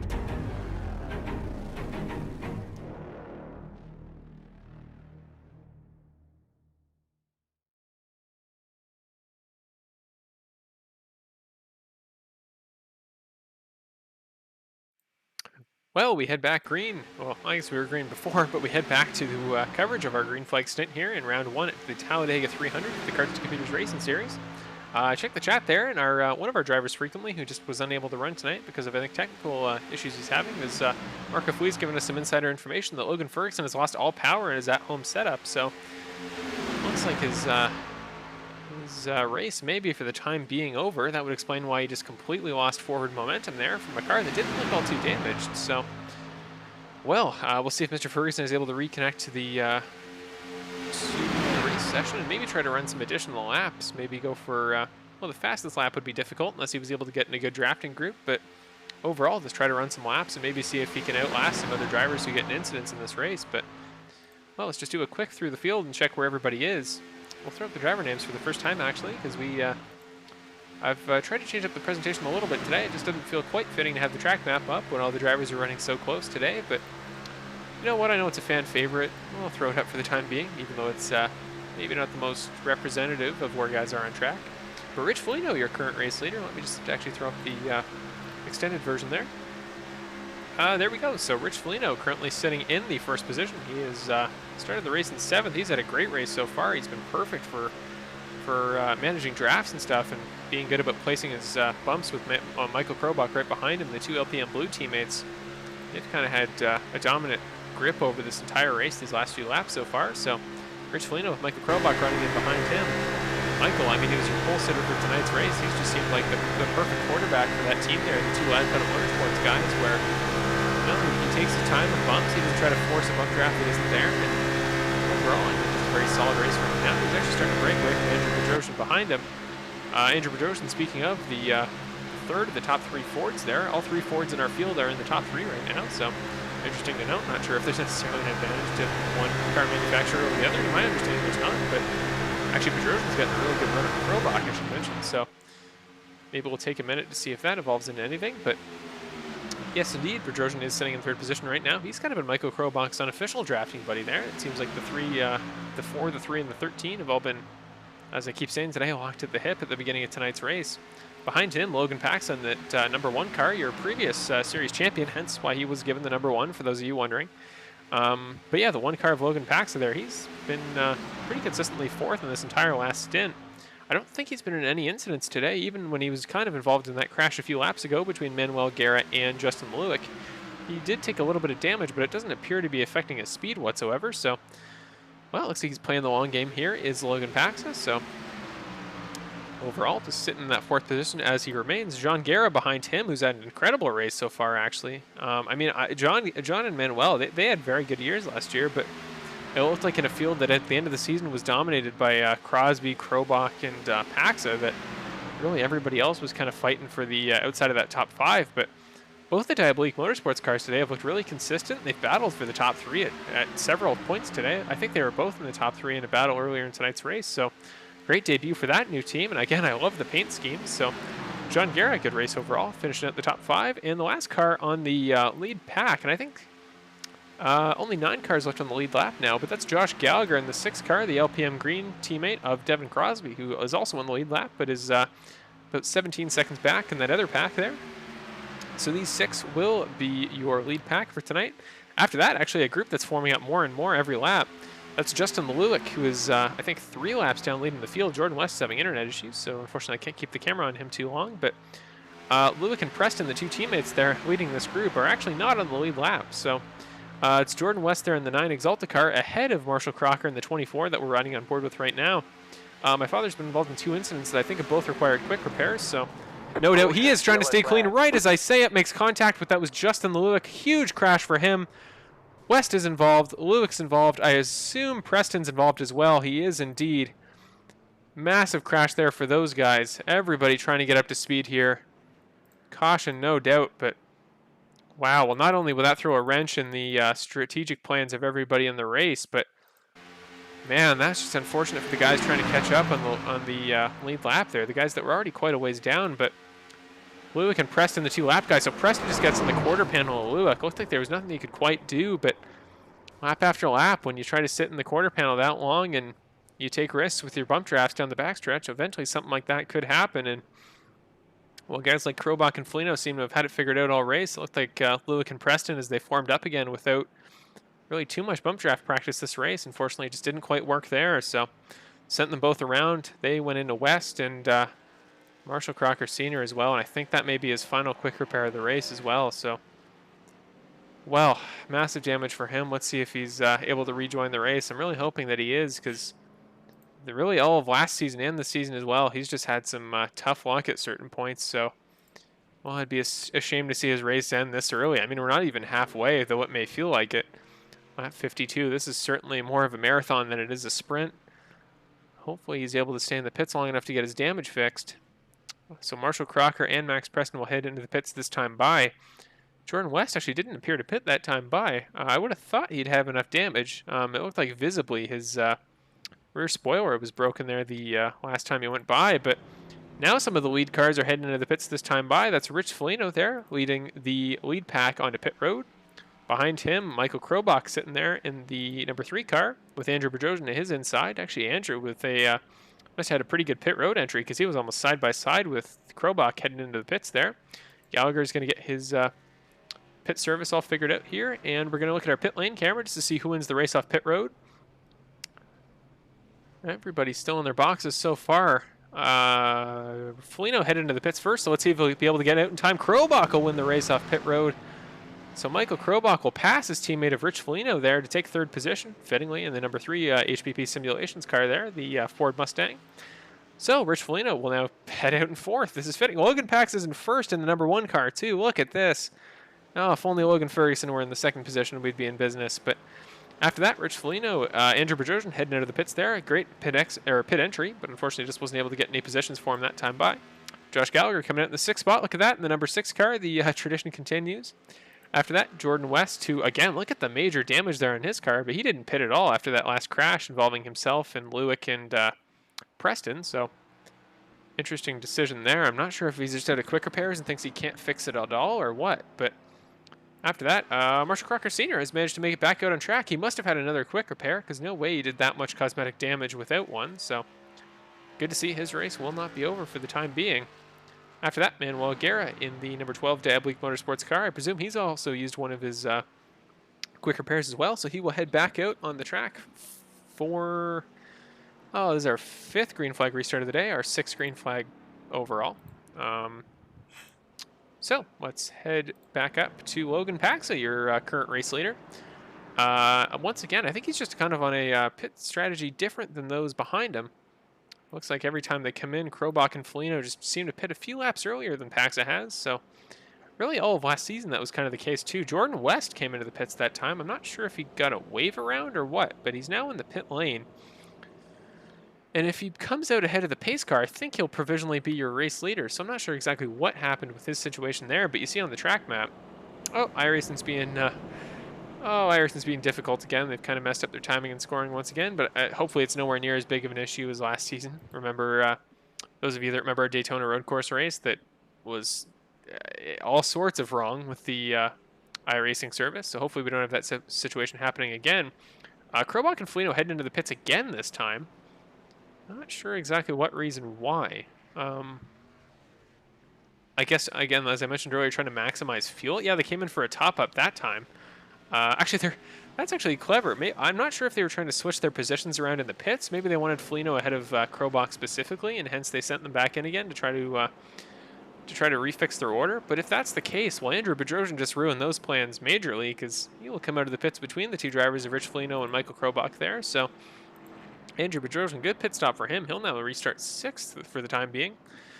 This will be an interesting restart, actually, because there's quite a few lap cars in that top 6 currently on track, so maybe they will be forced to move to the back of the line. I'm not sure how iRacing is specifically going to treat that specific instance, but, well, we will see exactly what the plan is here. Sean Garrett will now become your race leader, interestingly enough. I believe this is the first time this race he will lead a lap, so he'll get the bonus point as well. Several drivers getting that leading a lap bonus point so far this race. Josh Gallagher, who was outside on this next restart, has also gotten said bonus point. Devon Crosby, who I think is in 3rd position right now, has huge damage to his rear end. At least visibly, unless I'm a little bit confused. No, that is way too much of the tire sticking out that you should be able to see on his car. So, well, he's got Justin Looock to his outside, also just involved in an incident. So I think he is out of quick repairs as well, is Looock. But, well, Crosby's got some damage, so hopefully he can keep up with that front group and not check anybody up on this next restart. But as Josh Gallagher and John Garrett get ready to take us to the green here, everybody's finally bunched up. So, well, we're getting ready for our 6th green flag start of the day, 5th caution restart. And Jean Garrett there in the number 11 Diabolique Motorsports Racing entry. Teammates with Manuel Garrett, who is only a few positions back there in 5th. The guys in behind got to hurry up and catch up to this group, because we are about to go green here for the 6th time in today's race. hopefully all of you there in the chat are having a good time. I know we've had quite a few caution laps here, and it's a little bit longer of a race than I anticipated, but, well, in a way, I think that'll just make the crowning the winner all the more sweet, and it'll make it an even more deserved victory for whoever's able to win race 1 of our season. So, getting ready for our 6th green flag start of the day. Garrett with the first time leading the field to green. Only a pack of 4 drivers up there. I'm not sure what is happening behind them with how they're setting up for this restart, but green flag this time. Garrett is on the loud pedal. Josh Gallagher to his outside. Once again, Josh gets a great start on the restarts there. We saw earlier where he had such a great start on the outside of, I think it was Logan Paxson, that he almost passed him entirely on the restart there on his own from the outside lane. So the top 2 there of Gallagher and Garrett make it clean through the first corner there. Going to head onto the backstretch this time by side. Justin Looook a few car lengths back from them, drafting in behind Garrett. Then it's Devon Crosby, who again I think has quite a bit of damage, so I'm surprised that he is able to run anywhere near keeping up with that top 2 group. But Justin Looook, important to note, he is quite a few laps down, and he's pushing Gallagher quite aggressively. Now Gallagher's going to head to the bottom to defend Garrett because he knows that Justin Looock isn't for position, so not sure if the plan is to just let Looook by or try to get in a group between Gallagher and Garrett and just push each other away from him. You never really want to confuse yourself psychologically by running with guys that aren't on the lead lap with you. At least if it were me, that would be the plan. Now Looook is going to throw a block on Rich Foligno there. Foligno there on the inside, maybe going to give a push to Justin Looock in front of him, trying to make an outside groove going, because his teammate Michael Krobach is all the way back in 7th right now. You see the number 3 blue car there, a few cars back there. There he is. Oh, unfortunately not quite the view. There you go. Pushing Andrew Bedrosian actually, so I'm wondering if they did talk pre-race and see if they could get a drafting pact going, because I don't remember them discussing in the race when I was seeing it, but clearly they have something going on between them. Maybe it's just Michael's way of repaying him for earlier when he was so great about pushing Michael back when Michael was in the 2nd position earlier. So a lot of psychology, a lot of politics going on here between these drivers, but that's Jordan West in the background heading into the pits as we speak. But, well, we haven't seen a group for the lead this big in quite a long time now. It's important to mention again that some of these guys are lapped cars. So you see in the back there Marshall Crocker Sr., who I think is on the lead lap, actually. Yeah, he is indeed. So currently of this, I think, what is that, 10 cars? Only 8 of them are on the lead lap. And then the 9th car on the lead lap being Marshall Crocker Sr., who in the white and red 24 car you see in your background there. It's kind of tough to keep up with who is where currently, because with some cars not being for position, 2 rows of 3 wide right as I head to this group. We have a great view right here. 3 wide here. Michael in the middle of the 2 Oblique Motorsports cars. Now we're going to go 3 wide behind. Bedrosian puts around Manuel Guerra. Manuel bouncing around, almost flips over. Bedrosian involved as well. Crocker almost involved. Checks up, manages to avoid it. What a move there. That was impressive stuff by my father. Nice reaction timing there from him. But, well, a few seconds back, I assume we're under caution. But at this point, it's never safe to assume with iRacing. No, we're actually not by the looks of it. So, well, we'll try to get a quick view here and see what happened. Bedrosian goes to the inside of this 3 wide here with, oh, and his internet dropped out there. But with Rich Foligno on his inside and Manuel Guerra on his outside, huge collision with them. Guerra almost flips over with contact from Max Preston. So Bedrosian gets on the brakes, manages to save it, and Crocker just checks up and avoids him. Nice move by my father to manage to avoid damage, but we do appear to be under caution for the sixth time today. So, oh goodness, Guerra had to check up real hard there. These NASCARs, they're great at top speed, but sometimes they can be a little bit unwieldy to try to check up quickly. So, well, that was quite the insane little few laps we had there. Unfortunately, our 6th caution of the day. We've had quite a few here, but at Talladega, it's just kind of what you learn to expect. So, Josh Gallagher will now lead us to green for this next restart. Justin Looock in the 7 car, sitting 2nd in line there, but he's not a lead lap car. It's important to note. So, behind him, Guerra coming to our next restart will be on the outside of Josh Gallagher, just like that last start, but flipped around. After him, Rich Foligno, who I think was just barely involved in that last incident, if you saw, when the, who was that that went around? Andrew Bedrosian in the 13 car, when he went down to the inside, he made contact with Foligno, and Foligno might even use one of his quick repairs this time as he heads into the pits. After that, Devon Crosby in the 5 car. Looks like he'll stay out with still some damage to his car.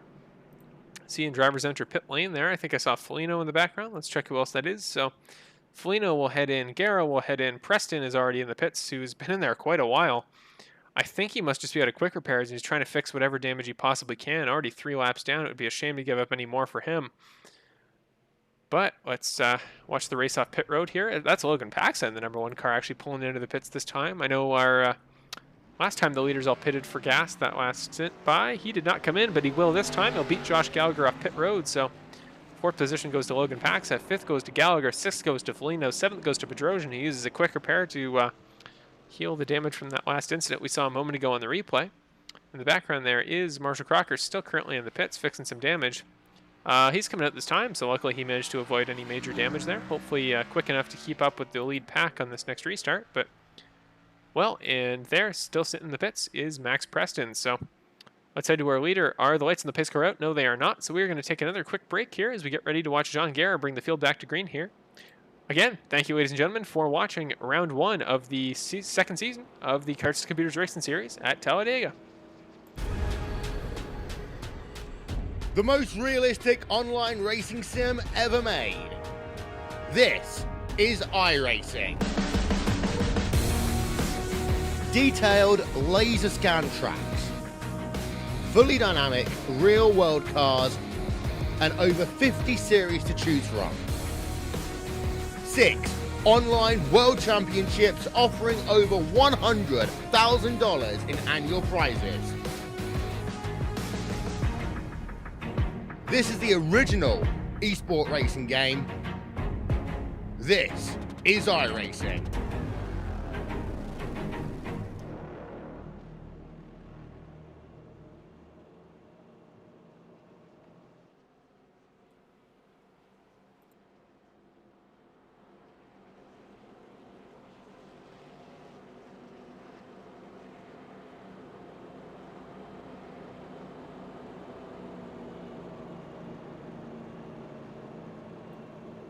Sorry about that, ladies and gentlemen. Once again, you just got to take quite a few frequent breaks throughout the race. If you want to commentate a race by yourself, it can be taxing on the vocal cords, especially when you make the dumb decision of eating salt. Well, obviously not salt on its own, but salt on something right before a race. It's certainly not good for the vocal cords, and I'm immediately regretting it. But that's not the important point for tonight's race. What is important is that Garrett, as we hit the halfway point in tonight's race, as we begin lap 60 of 120, at the halfway point of this very, very long and strenuous marathon of a race here at Talladega Superspeedway for round 1 of our series, Garrett currently leading the race, and I believe based on when he last pitted, we can actually bring that up, I believe, on the... we have a graphic for that, I forgot. There we go. It's a bit of a snazzy one there. That's our pit strategy graphic there, the first time we've used it all race and all season. I was about to say, actually, he came in quite recently, did Garrett, a pit, but no, he hasn't pitted in 32 laps since lap 28 was the last time he came in, so... Well, Jean will no doubt need to come in a few laps. I think, I don't exactly know what the fuel stint is. Sorry, is that 32? Oh, it is 32, so I'm not sure exactly what the pit stint is here, as in, like, how many laps you can go on a tank of gas, but, well, I have the feeling that it's not much longer than that, so...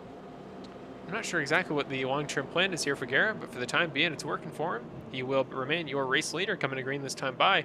Michael Krobach, your pole sitter, and I believe your current leader in laps led this race, is going to be on his outside in that front row coming to green this time.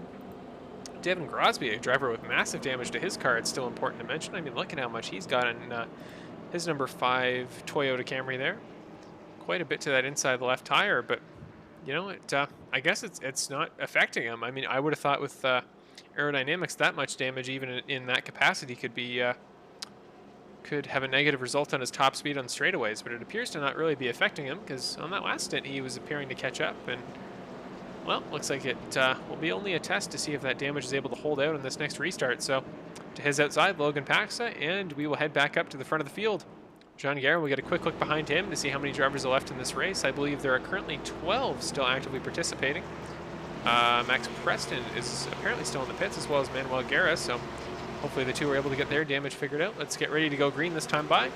Pace car takes the hard left into the pits here, and we will actually pull down the track map for a few laps here, just while we get ready for the restart to go. Might throw it in chopper cam this time by, just to get a good idea of how the jump works. Checking up behind him, Crosby actually checks up Gallagher behind. Maybe they're trying to get a good run here, but Garrett's going to go green this time.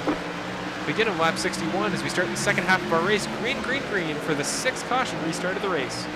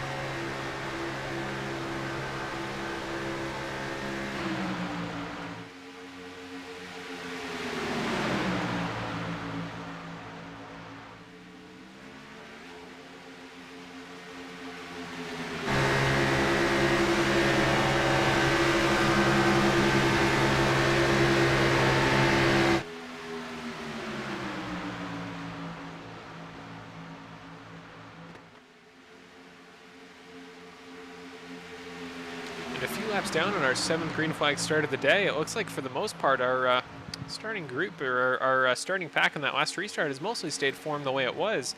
Logan Paxson actually moving up a few positions all the way to the outside of Garrett in the lead. Roebuck and Foligno in the 2 LPM blue cars seem to have reformed their little drafting tandem there, so now they head to the inside in the 2nd and 4th positions respectively.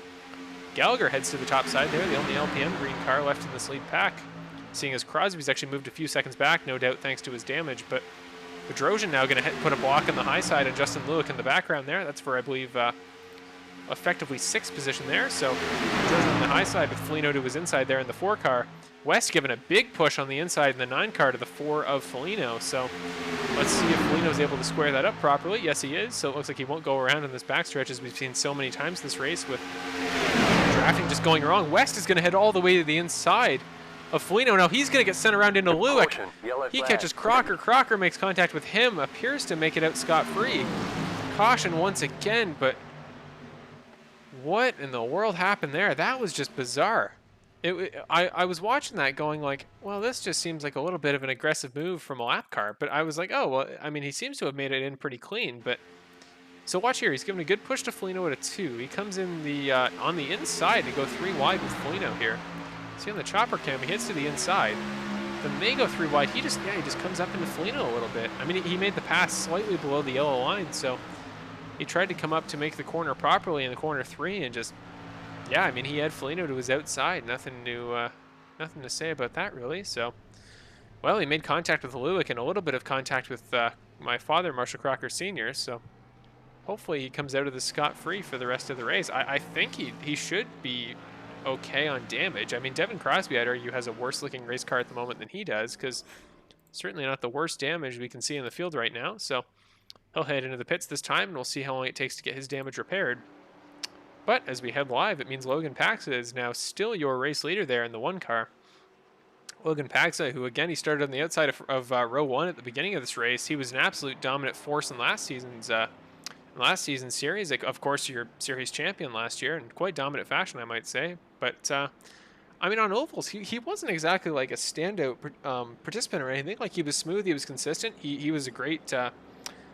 He had a great understanding of drafting physics, but it looked like when it came to pure race pace, it was the 3 LPM teammates of Garrett, Crosby, and Gallagher, Crosby, and Krobach that just seemed to have all the pure track speed. So, I mean, Paxson, he's had a great race tonight so far. I think he's probably the 3rd cleanest guy I've seen all race, besides Foligno and Krobach, who have essentially just kind of run their own race so far. We see quite a few cars coming into the pits this time by, including Jordan West. I believe that's Devon Crosby and Marshall Crocker both coming in. So Crocker, no doubt, to fix the damage sustained from that very last caution. So, but yeah, as I was saying, I mean, Logan has just had a very impressive race so far. Really, he's stayed clean overall, and really, when you look at as long of a race as we have tonight, 300 miles, 120 laps here at Talladega. That's real life race pace, or race length here. And normally when we go to tracks that are run in real life by series, we don't run anywhere near as long as their actual races go. So Talladega runs a staggering 200 laps. And I mean, you guys know how long this broadcast has gone. Just imagine watching 200 laps here at Talladega, let alone driving them. So, but overall, to wrap back to my point, Logan Paxson, he's had a stellar race tonight when it comes to looking out for points long term and trying to do the very best he can to stay out of incidents. So when it comes to the start of a 15-race campaign for him in Season 2, trying to defend his title as the #1 championship car there, well, this is definitely a good way to start doing it at Talladega Superspeedway. So props to him. But once again, we move back a car to Garrett here. I just want to check again and bring up the pit strategy graphic, because he has been out here a crazy long time on one set of fuel. 38 laps he's done on this fuel stint. So it's making me wonder, I mean, how long can you truly go? Because he doesn't even seem worried about it. I mean, he has his little, he has his, what's the term I'm looking for? He has like a little analytical dashboard on the inside of his car that tells him exactly how long he can run on fuel. So presumably he knows that he doesn't need to pit this time. If he's got like more than 10 laps of fuel left, if he thinks we're going to have another caution soon. But presumably he has enough fuel to go a full another stint, at least he thinks he does. So I'm wondering just how long you could go on fuel here at Talladega. I mean, you look at everybody else. Well, even actually, on the timing tower, we can put up how many pit stops each driver's done tonight. But like, just to give you context, like Marshall Crocker, my father's come in 9 times. He's had 9 pit stops in this race. So some drivers are pitting a lot more frequently than others. Presumably not necessarily, because Jean stayed out here 38 laps. You got to wonder. I mean, how few can you do it on? But you just look at the leaders. I mean, Gallagher's been in a few incidents, which it would make sense why he has 6 stops because he's had to come in for damage. But like Paxson with 3 stops, I think he's had a generally clean race. I know he came in the one time for to fix damage that I don't even think he would have used a quick repair on, just a little bit of cosmetic damage that would have a small effect on his aerodynamics. So he came in to fix that, but really that's about it. Gallagher's going to pass Garrett. I'm not sure if that's actually for position or if Garrett is just trying to set up on the outside line there. Looks like that should be the case according to my analytics here. So, but after that, I mean, Andrew Bedrosian's come in 5 times, Krobach 3, Foligno 4. So most of the leaders have stayed out with relatively few pit stops. Important to mention that Jordan West only has 2 pit stops, so he should have a quick repair left. I am surprised that he's not currently on the lead lap. I can't. He must be perfectly back up to speed, which I guess is why he was making such aggressive moves in that last stint. But unfortunately, his squaring up with who was that? Oh, that was Rich Foligno, where he tried to make the pass on the inside. Unfortunately, it didn't quite pay off for him, and it put him around one more time, put him in the wall, and I guess it didn't require a caution, but I'd imagine it was certainly not ideal for him. So, well, Logan Paxson there in that number 1 car, the Spitfire car of the 2 Logan Motorsports teammates. His teammate Logan Ferguson currently sitting in. Oh, he's actually out of the race. I forgot with his technical issues on his side with the power to his computer, I guess, running out there. So I would anticipate that he will probably not be back for the remainder of this race. 23 laps is quite a long time here at Talladega. So unfortunate luck for him. Hopefully he is able to come back next week. And let me just check the chat. So yeah, not sure what's happening with him technically, but I did get a request. I will take the pit stop number down. Let me just put the driver number up as a replacement, just so people have a better idea of who's who. There we go. So unfortunately, the way that I did change the color of the timing tower for the season to red to better match the new colors for the season, but Logan Paxson's number actually blends in, so hopefully you're all able to see that there. But that is the car numbers for everybody to get used to the drivers this season. Those will not change. Those are their official car numbers for every team. So the 1 and the 2 belong to Logan Motorsports, the 3 and the 4 belong to LPM Blue. All the numbers are meant to match up between teams to make sure you know who is who and who belongs to what team. So again, we'll develop more teams as the season goes on, and I'll be sure to point that out when it does. But we are getting ready to go green this time. I'm going to do what I did last time. Maybe we're going to have a few laps with just the race sounds, and we'll get a better idea of exactly what's happening without the commentary. Green flag this time. Logan gets a great start. Gallagher behind him on the inside. Green flag for the 8th time today. 7th caution restart. And off we go.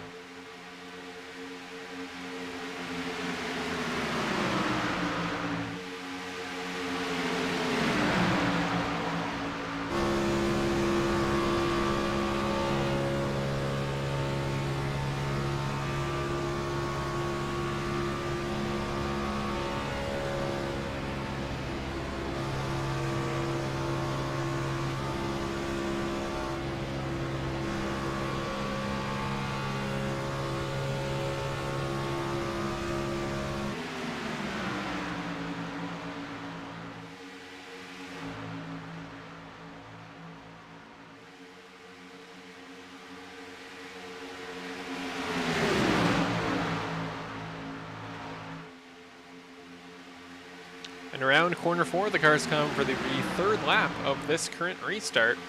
My goodness, what a bit of jostling around we've had for position here. I mean, you see Marshall Crocker Sr., my father, for a moment there, all moved up all the way to 4th, but definitely got car damage there, so his short-term speed there in terms of the draft shouldn't be all too quick. I don't wonder how that'll affect his position in the line. Now going to head to the inside here. He'll remain in 7th position, but the top line there, Justin Looook getting pushed by Michael Krobach there. Once again, important to note that Justin Looook keeps being involved in lead battles, but he is 3 laps down currently. Or sorry, he's 1 lap down. I must be getting the lucky dog this race. I forgot that was the thing entirely. So Justin Looook, every time he stays as the lead leader or the lead car a lap down, well, he will continue to get laps back. And now he's actually going to make the pass.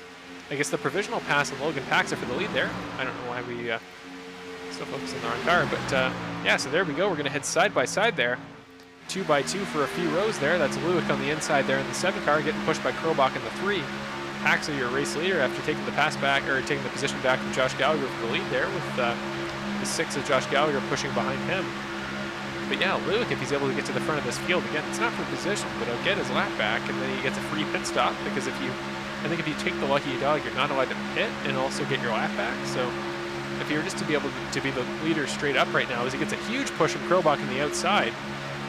But if you were able to take the lead right now and become the leader in this pack, well, if there were a caution right now, which the way that they're running, this could be very risky very quick. But if he's able to continue running the way that he is and then that caution comes out, well, not only does he get his lap back and moves to the back of the lead group, but he'd be able to come into the pits and pit for tires and fuel. So this could play out very well for our good friend, Mr. Justin Looook there. John Garrett coming into the pits this time. Again, I was very surprised before that he hadn't previously, so it must just be for tires and fuel that he moved earlier. He's going to lose a lap because of that, and if it's for damage, which I didn't believe he had, but if it is for damage, he may even take longer than that. So Justin Looook is going to head back to the front of this group. He kind of abandoned Michael Krobach behind him and hung him out to dry on that high line, so interesting to see if that'll have any negative repercussions for him. I got to wonder how Michael feels about that. Sorry, again, the audio volume can be a little bit loud here, but looking behind Logan Paxson there, your current race leader. See Josh Gallagher in the Mountain Dew number 6 entry behind him, the 2 LPM Blue guys in the background. That's I think it's Krobach leading that pack with Foligno behind him, and then who is that final car in the row? That might be Andrew Bedrosian there in the 13, who is behind his 2 teammate buddies of LPM Blue for most of this race. He's kind of been a, not official, but he's kind of been a virtual LPM Blue driver this entire race, because he has been with their 2 racers the entire time. You see John Garrett there on the inside on the apron getting passed by the rest of the field, so he will go a 2nd lap down now. He'd still be the lucky dog driver now if Justin Looook is able to keep his lap. So now to the outside comes Josh Gallagher, going to head to the outside of Paxa. Now Paxa's got nowhere to go. He's got to keep it clean, otherwise he might get into Gallagher. Now he's on his quarter panel. This is a risky corner 3 right now for all the drivers. Crocker Sr. in the 24 there. My father starting to get a bit of a toe up there to Gallagher, and if he's able to get a good push coming out of corner 4, well, he could push Gallagher to the lead. Once again, he still does have car damage though, so he might even be checking up the guys behind him. Jordan West in the 9 car going to go all the way to the inside. Another driver who's not in the lead lap, not battling for a position, but well, if he's able to make passes on the inside and also get a free lap back, well, I'm sure he would by no means object to that whatsoever. Let's trying to find a good camera angle here for this particular corner. Looking back a little bit, so now Josh Gallagher now has another car in between him. West almost takes him out. Jordan West appears to just have a little bit of a unwieldy loose race car there on the inside line every time he comes through the straightaway. You remember he almost wiped out Rich Foligno in the exact same way. So the 2 Exalted cars, which again it's important to mention are not teammates despite the identical number and very similar car paint scheme. Again, they are not teammates. Justin Looook is teammates with Max Preston, who is, let me check the track map actually if I throw it back up for the time being, but not sure where Preston is on track. Running by himself. I think he's actually just about to be lapped by the field ahead, so well, his teammate may not be having a great first race, but seeing as how quick he was at Watkins Glen, the track we're running on Sunday, I'd imagine that, well, very soon Max Preston will be getting up to speed in races like this, and honestly, he's one of my dark horse drivers to win the entire championship this year, but as of right now, Justin Looook now getting a push from the other Exalted car in Jordan West. I mentioned a second ago that they aren't teammates, but man, they sure do look like it right now. The field coming up very quickly to Max Preston on the outside. Preston stays nice and sportsmanlike, heads all the way to the top with his very damaged number 8 race car there. Heads to the top, lets the lead group by, and well, it's I'm just trying to figure out the positions right now because Currently, it's Paxson there in the 1, the gray car in the top line. Whoa, who was that? Yellow flag here comes out. Who was that in the pits? I'll have to bring up the track map to try to find that car, but somebody just absolutely, was that Manuel Garrett? Yeah, wow. Big damage to the 12 car of Manuel Garrett. What in the world has happened there? I saw it out of the corner of my eye there. Not quite sure what happened, but let's see what's happened as he comes around. Already has damage. He's on the top line here. Was he coming into the pits, I guess? Yeah, he must have been, because he's coming down quite a few lanes here. Drops below the apron, gets ready to head into the pits. Did he just come in too hot and spin it? Yeah, it appears to be the case. Dangerous. Oh, dangerous spot to do that, too. I didn't realize quite how close Rich Foligno came to him, but did Foligno manage to avoid damage and contact in that incident? I guess he must have, but wow, that was a terribly chaotic incident for a moment there, but well, point is that nobody in the lead group seemed to have taken damage. Even Garrett himself doesn't appear to have sustained any damage from that particular incident. Just got around, lost the tires, and if anything, he might have a flat spot, but there are far worse things that can happen to a race car. I don't know what the pace car is doing. I guess Pax is a little bit further ahead than the pace car was anticipating. Actually, important to note, we're going to go to a commercial, and when we come back, I may set up an interview with Mr. Michael Krobach, your runner-up last season in points for the championship, and a bit of an oval expert himself. So we're going to head to him for an interview, and I will be back momentarily with Michael Krobach in our first in-race caution interview of the season. The most realistic online racing sim ever made. This is iRacing. Detailed laser scan tracks, fully dynamic real world cars, and over 50 series to choose from. 6 online world championships offering over $100,000 in annual prizes. This is the original esport racing game. This is iRacing.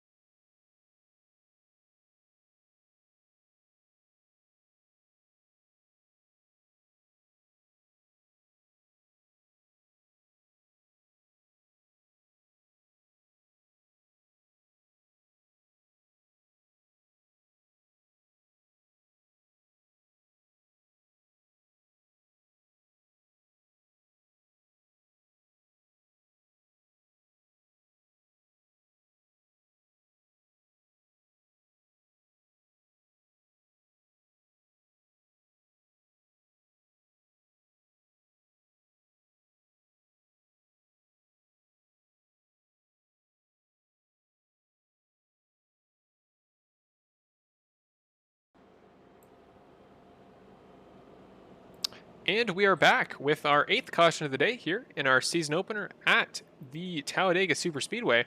We're now going to go to a quick in-car interview, the first one of the season, currently with Michael Krobach. Let me just throw to his proper car on track. There we go. But Michael, I mean, first of all, you've had a pretty impressive race so far, in a race that's had a lot of, quite a few incidents so far, some chaos for sure. Definitely guys cycling in and out of the top positions.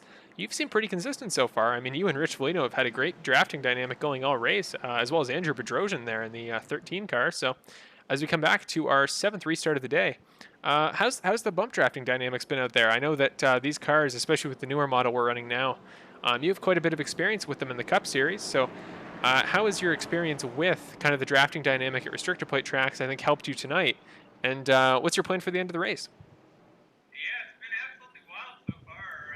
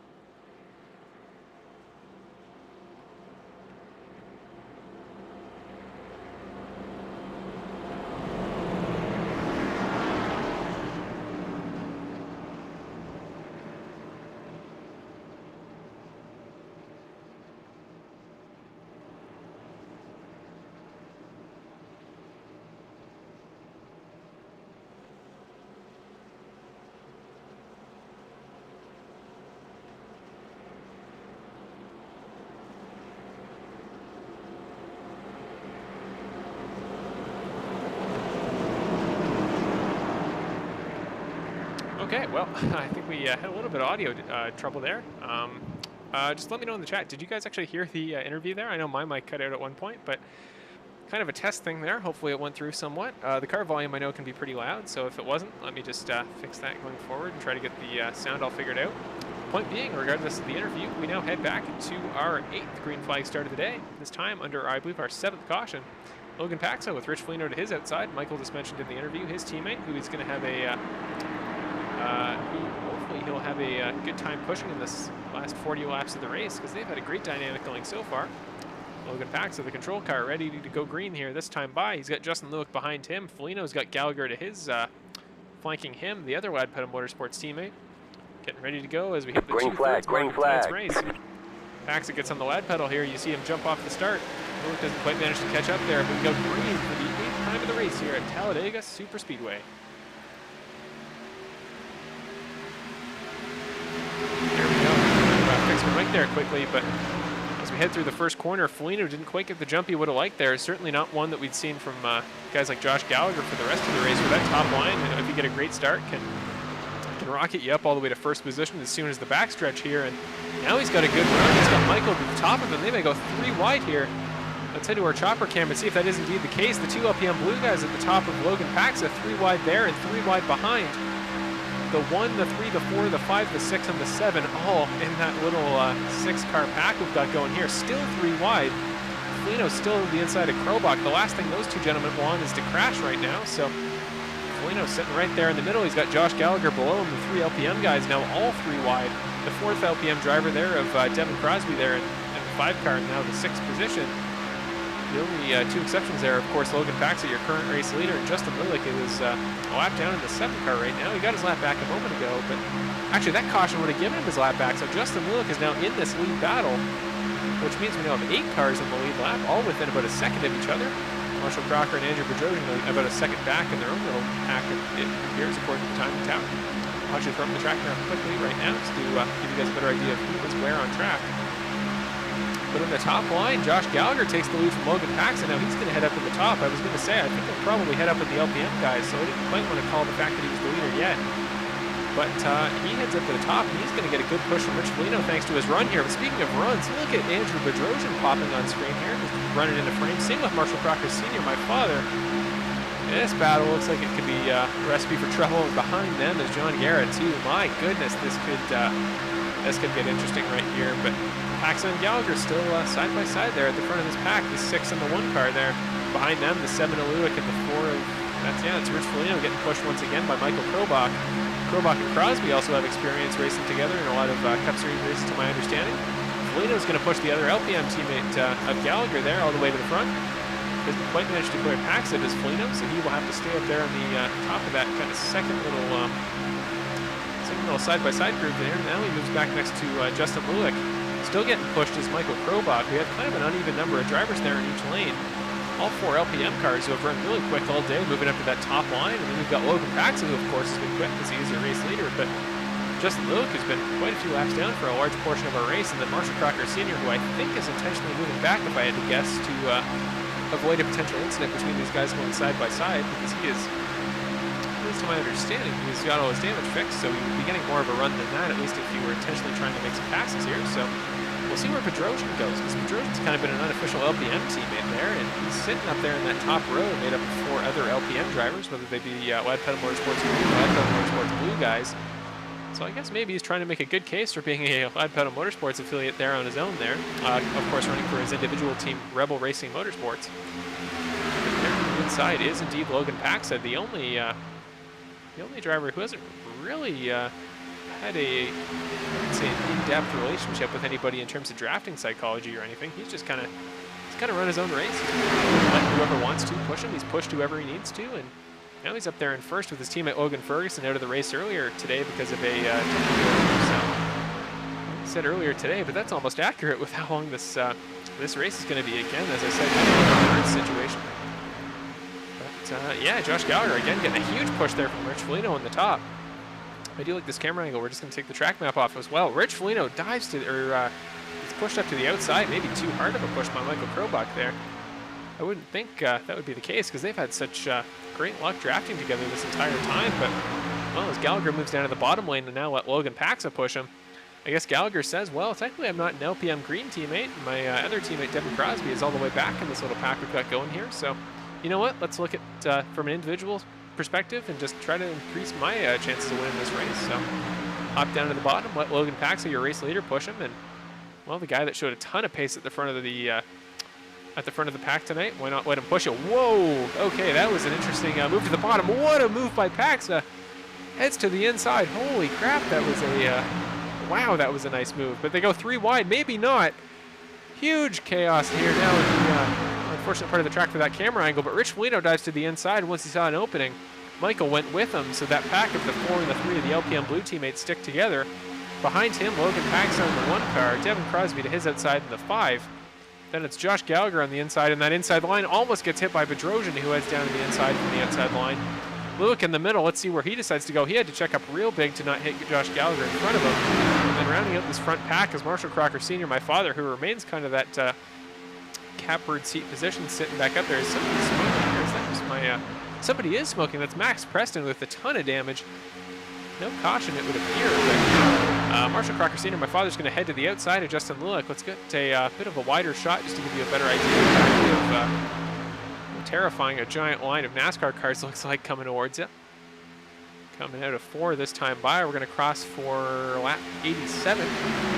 The Sidney Crosby lap for us Canadians out there. But we're going to come to the, again, late start finish line there. And it looks like Rich Foligno will lead.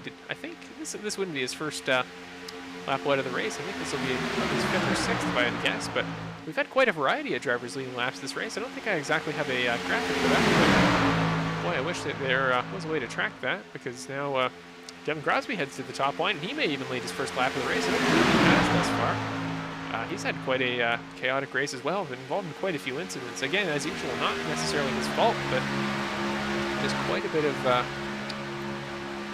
of chaos for him all race, quite a bit of drama. But he may lead a lap here if he's able to get a good of a push, as Andrew Bedrosian has been giving him. His other LPM green teammate, the 6 of Josh Gallagher, is funneled back in that inside line, so it looks like he won't be able to get a push from him for the time being. And seeing how well Andrew's been giving pushes all race, I wouldn't say he's a bad substitute whatsoever. So, yeah, big push from the 13. Devon's going to head to the front of the field. I think he's going to pass Foligno for the lap lead there. So there we go, bonus point for Devon Crosby as well. Sorry, ladies and gentlemen, I just want to hopefully turn my own. Sorry, ladies and gentlemen, I have a little bit of a mic issue there in terms of my volume. I know it's dropped a little bit from a moment ago. Let's try to fix it during the race. And there we go. Okay, awesome. There we go. Hopefully my... Oh, right as I do that, Marshall Crocker makes contact with Justin Looook, sends him around. Looook goes around. Crocker goes around. Who else was that? Gallagher, a little bit of front end damage. I think he managed to avoid it for the most part, but... Well, I think that may effectively end my dad's race. He may be able to keep it going, but he has used his 2 quick repairs thus far, and yeah, he's having a rough time even getting it going at all. Justin Looook already back up to speed, but well, that'll be our 8th caution of the day. And well, let's just get a replay here. We'll head to the replay banner this time, but I want to get a better idea of exactly what happened there, because right as I came back from fixing the little issue I was trying to deal with there, we immediately have a huge incident. So head to a replay and see what we just had to witness there.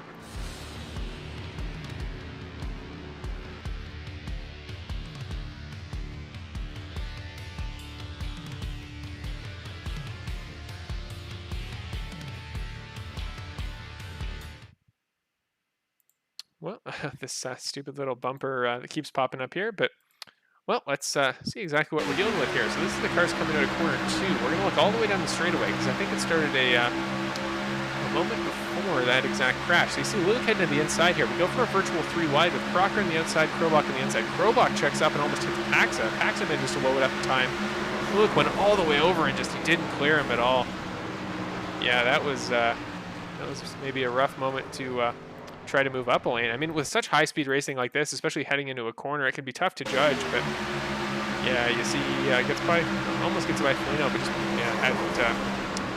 hadn't cleared my dad yet, and I worry that'll be what completely puts him out of the race here. So let's you see there just the damage the 24 car Marshall Crocker Sr. does have, and we'll check live. Let's see how he's doing. He's getting into the pits now, so Massive damage, no doubt, going to need to be fixed quite a while, but is it something that he can... yeah, looks like something he can repair, because they're at least trying to get his car back out there. His pit crew sends the left side of the jack up, so they're going to at least try. All the leaders coming into the pits this time. See who wins the race off pit road. Bedrosian with a huge run. Bedrosian wins the race off pit road, followed by Crosby, Foligno. Krobach still in the pits, which lets Paxa go by, then Krobach. So Justin Looook stayed out there, actually didn't pit, the only leader not to do so. You see Crocker there in the background. Preston's still getting pit repair. I assume he's pretty much done for the race because he's been in the pits for ages at this point. So just tough luck there for Max Preston, who will...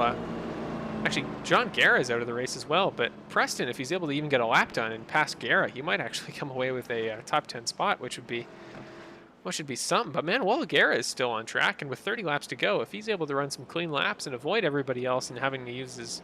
well, I guess he's already used 2 quick repairs, so having to take another crash, he could actually make the passes all the way up to 9th, or maybe 10th. So, well, Manuel Garrett's race is by no means over, but well, let's break down the results of what that caution exactly means.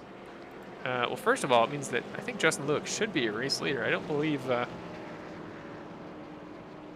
no, it doesn't look like Bedrosian would be a race leader after that. I mean, he won the race off pit road, but I don't know why Look's getting sent back. He didn't pit that time, unless I'm somehow mistaken. So, not sure exactly why he is indeed shuffling back through the field. Looks like Foligno's getting told to pass him as well. I'm wondering if he's been given a penalty. Maybe that's the case. We do have an incident tracker. Will that tell us anything? Actually, we have off tracks, but I don't think that'll accurately show us how many incidents each driver has. So that could be the case. I would assume he's been penalized. I guess for too many incidents and too much contact with other drivers. So interesting if iRacing to actually send him back during the pace lap. So he'll head into the pits this time by. You see Manuel Garrett in the 12, the yellow and silver car in the background, heading up past the field, taking the lucky dog spot there. So. Actually, no, not the lucky dog. I would have thought that would go to Jordan West, so I'm not exactly sure what the plan is here with the iRacing service. I don't know what, as somebody who's not personally in the race, I can't exactly infer who's supposed to be where. But Andrew Bedrosian there in the number 13 car will be your effective race leader. Jordan West, as we see the lights turn off in the pace car, West will get the wave around from the pace car, which means that Bedrosian will now be the one to head into the inside of row 1 for the next restart. This will be, I think that was his first lap light of the race, so... I think that's our 8th different driver to get the bonus point for leading a lap. So, well, the bonus points that are once again effective this season. That'll be interesting to see just how many certain drivers can collect. I mean, I think we could potentially have a 9th guy get one if Justin Looook is able to lead. No, Justin may have led one just now. So, not exactly sure how many have led a lap, but it's been quite a few. So, if that doesn't show you the exact parity and how much competition we've had in this race tonight, well, I don't know what will. As we get ready to go, I'm going to throw the track map up again just to get a better idea of where lapped cars are on track, trying to catch up to the lead group. Gallagher in the 6th position there. That's Looook in the pits as we speak. I think he has lasting damage there, hence why he's still in the pits. So Jordan West there in the 8 car heading around the tri-oval.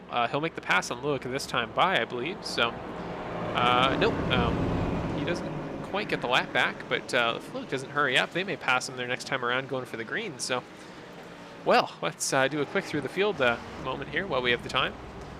Let's make sure everything is in order there. We'll pull down the track map here, but race leader, Andrew Bedrosian, for the first time all race. He will take us to a green flag. He's had a pretty consistent race overall, kind of run as a member of LPM Blue unofficially, given great pushes to Rich Foligno and Michael Krobach. Him on the inside line, Devon Crosby to his outside, starting off row 1. Then Rich Foligno to the inside of Logan Paxson for row 2. Josh Gallagher in the 6th position with Michael Krobach to his inside. The 2 effective teammates, very traditionally raced together in NASCAR, but not official teammates for this season at least.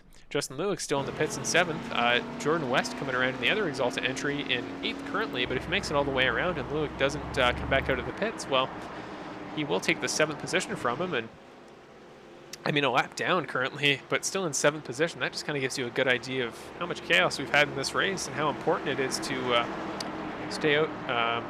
What's the word? There's a word I'm still missing, but that's not important. What is important is we're going green this time by. Andrew Bedrosian has a huge lead. I doubt they're going to give him that heading off to the restart here. So green flag, green flag. We're going to go do kind of another crank it up segment here where I'm going to let Andrew Bedrosian do his thing, take the restart here. Green flag once again gets a huge jump. And I'm going to head off commentary for a minute, and I'm going to give you kind of the sounds of the race here, and hear just exactly what these NASCAR cars do sound like here at Talladega Super Speedway.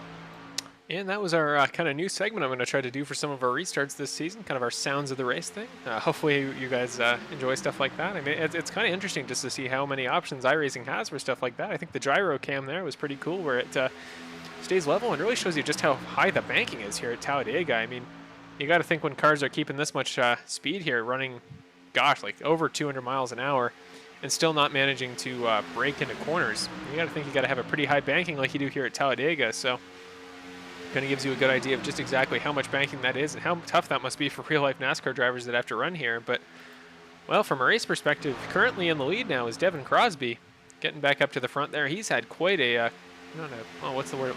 There's one word I'm looking for, and if I could just find it, this whole thing would be great. But, no, Devon's had a very chaotic race overall so far, and, well, he's your current race leader, but he's had to go through quite a bit of adversity to get there.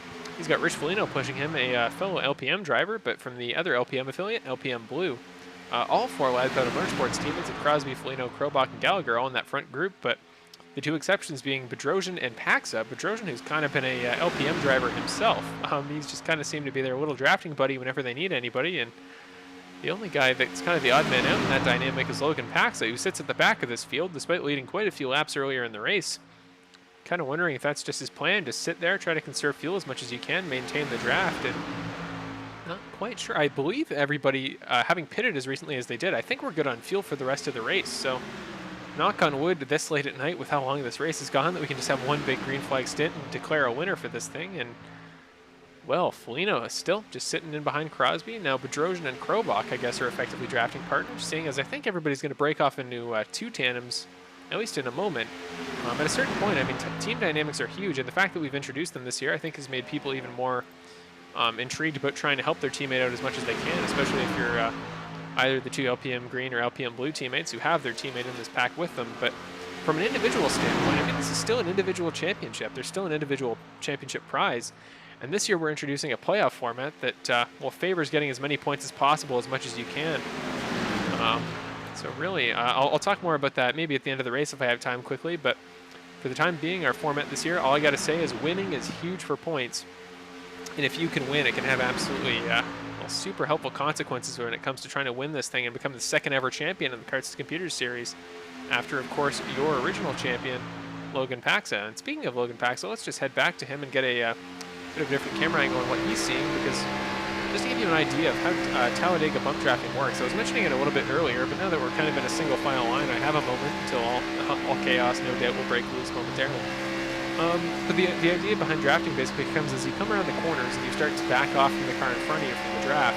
You get this pull in through your aerodynamics through the, long story short, your air resistance is helped out because the car in front of you is taking all that brunt force of the air away from you. And it's helping your car maintain even more speed, long story short, and it pulls you up through aerodynamics to the car in front of you. Now once you get on the straightaway and you start to bunch up through that aero pull, you have two options. You can either head to the outside or the inside, try to make a pass on that driver, or if you're able to manage it and the driver in front of you knows you're going to do it, you can give him a huge push and try to bump draft him down the straightaway to try to help increase your and their speed, and generally just help out the two drivers in tandem. This is like quickly separate from the racing series, but if I ever had a race to recommend to you guys, it would be the 2010 Talladega race, the NASCAR. I think it was the Aaron's 499.